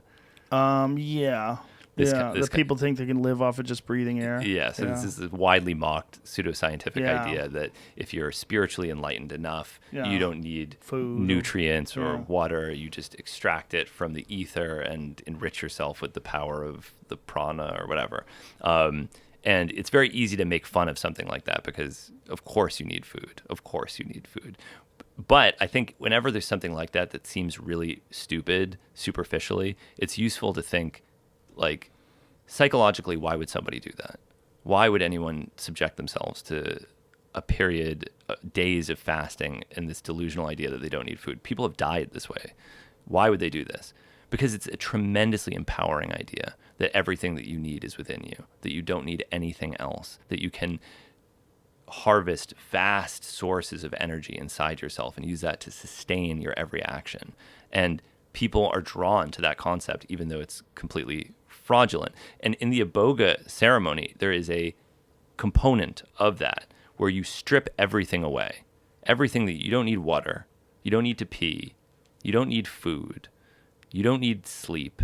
You just keep going because everything that you need is within you. And it emphasizes self-reliance and strength in a way that I think is tremendously beneficial for all people that have any kind of dependence, not just opioids, not just it doesn't matter. It's not about a pharmacological class. It's about this substance that teaches you a lesson through also this cultural context that you have everything that you need within yourself. Wow. So during these 5 days, does it vary at all? I mean, do you ever get sleep? Do you eat you don't eat any food for 5 days? They did not eat any food. And then did you eat any food? I did, yeah. I didn't go all the way with it because it's amazing. I've never really fasted. I did just at the very end, and even that was amazing. It's like, getting a second wind when you're running, where you go through a period where you think, oh, this is insane. I can't, I'm going to die. I can't do this. And then you keep going, and suddenly there's this tremendous exhilaration in realizing that you're not going to die, and that in fact there are additional reserves within you, and that you can keep going and keep going. And I think that by tapping into that ceremonially, people leave this with a sense of strength that empowers them and allows them to live life without the dependencies that they had previously. So how many days did you do it for? I did low doses every night, and then on the final night, I did what was probably a medium dose, and it was utterly extraordinary. What did you get out of it? I would say, and it's pharmacologically and chemically quite different from other psychedelics. I would say that it was the most logical I have ever felt in my entire life. I truly felt that I was seeing myself like an outside observer without any kind of emotional attachments, and I could understand the way that I had distorted various things, and I could understand frameworks of justifications and delusions in such a way as to understand my own behavior, forgive myself for it, and correct it in the future. And in the wake of that experience, I did make changes to my life, and I do feel better as a result of it. Wow. Why does it help people with addictions? Like what's going on? Because there's an actual change in the way the brain interfaces with whatever compound you're addicted to, right? Yeah, there's a lot of proposed mechanisms. Kind of the prevailing concept is that you have a subtype of nicotinic acetylcholine receptor called the alpha-3 beta-4 acetylcholine receptor that it acts as an antagonist at. And this is a pharmacology that's shared by some other anti-addictive medications like Wellbutrin. So there's an idea that simply by binding to that receptor, it is exerting a pharmacological anti-addictive effect. That's one hypothesis. Then there's an idea that it's working via release of neurotrophic factors like BDNF and GDNF, which is glial-derived neurotrophic factor. Then there's an idea that it's working via the NMDA receptor, or that it may be exerting a classical serotonergic effect via the 5-HT2A receptor, or that it's metabolite noribogaine is exerting an opioid effect that lessens withdrawal. It has a very complicated pharmacology and binds to a wide variety of different receptors, both with ibogaine and its metabolite noribogaine. And so to pinpoint any one effect is difficult. Same thing happens with ketamine. People argue endlessly about the mechanism of ketamine, and I don't think anyone agrees on a single mechanism. I don't think we know. But I can say that what I learned from that ceremony was that it's not about opioids. It doesn't matter. It's about these compulsions that almost every person has. And it's sort of like when people talk about drugs, as if drugs are just one thing. It's like we create these artificial boundaries where oxycodone is a drug, but Instagram isn't a drug. Air conditioning isn't a drug. Having compulsive sex with people isn't a drug. Gambling isn't a drug, right? But they're all, at least neurologically, they're probably operating on similar circuits. They're all compulsions of one kind. They're all drives to lessen suffering and increase comfort in one way or another. And we gear our life to reduce suffering. And the only way that we can live a healthy life is to develop a mature attitude towards suffering and to find benefit in it. I mean, I think there's a lot of Christian iconography in these ceremonies, even though this is in Central West Africa. And part of me thinks like, well, why do you want the like colonists imagery in your beautiful tradition? Why do I have to bow down to Christ as a part of this? But then I realized that for many cultures, like the words of the Bible aren't important. What's important is that the image of Christ symbolizes divinity in suffering, that there is strength in suffering, and that you can see that image and find strength in your own suffering. And that out of that suffering, you get wisdom and growth. Yeah. That's a good way to end this bitch. Dude, you really need to keep doing this. Please, don't just become a chemist. You're so good at this. You're so good at explaining these things, and I think your perspective is so valuable. Please, don't stop. I'll keep doing it. I have a podcast. You can patreon.com/Hamilton Morris. And you're never going to stop that? I'll do it. Yeah, it's mostly chemistry oriented, but you can listen to that. And I'm also publishing this book as well. You need to do more of this. If I need to have you on once every now and again or whenever to keep letting people understand. I love talking to you. I'd love to come back. I love talking to you too. Yeah. Let's do it more often then. Okay. All right. Thank you very much. I really Thank you, appreciate Joe. you, man. Hamilton Morris, ladies and gentlemen. Goodbye.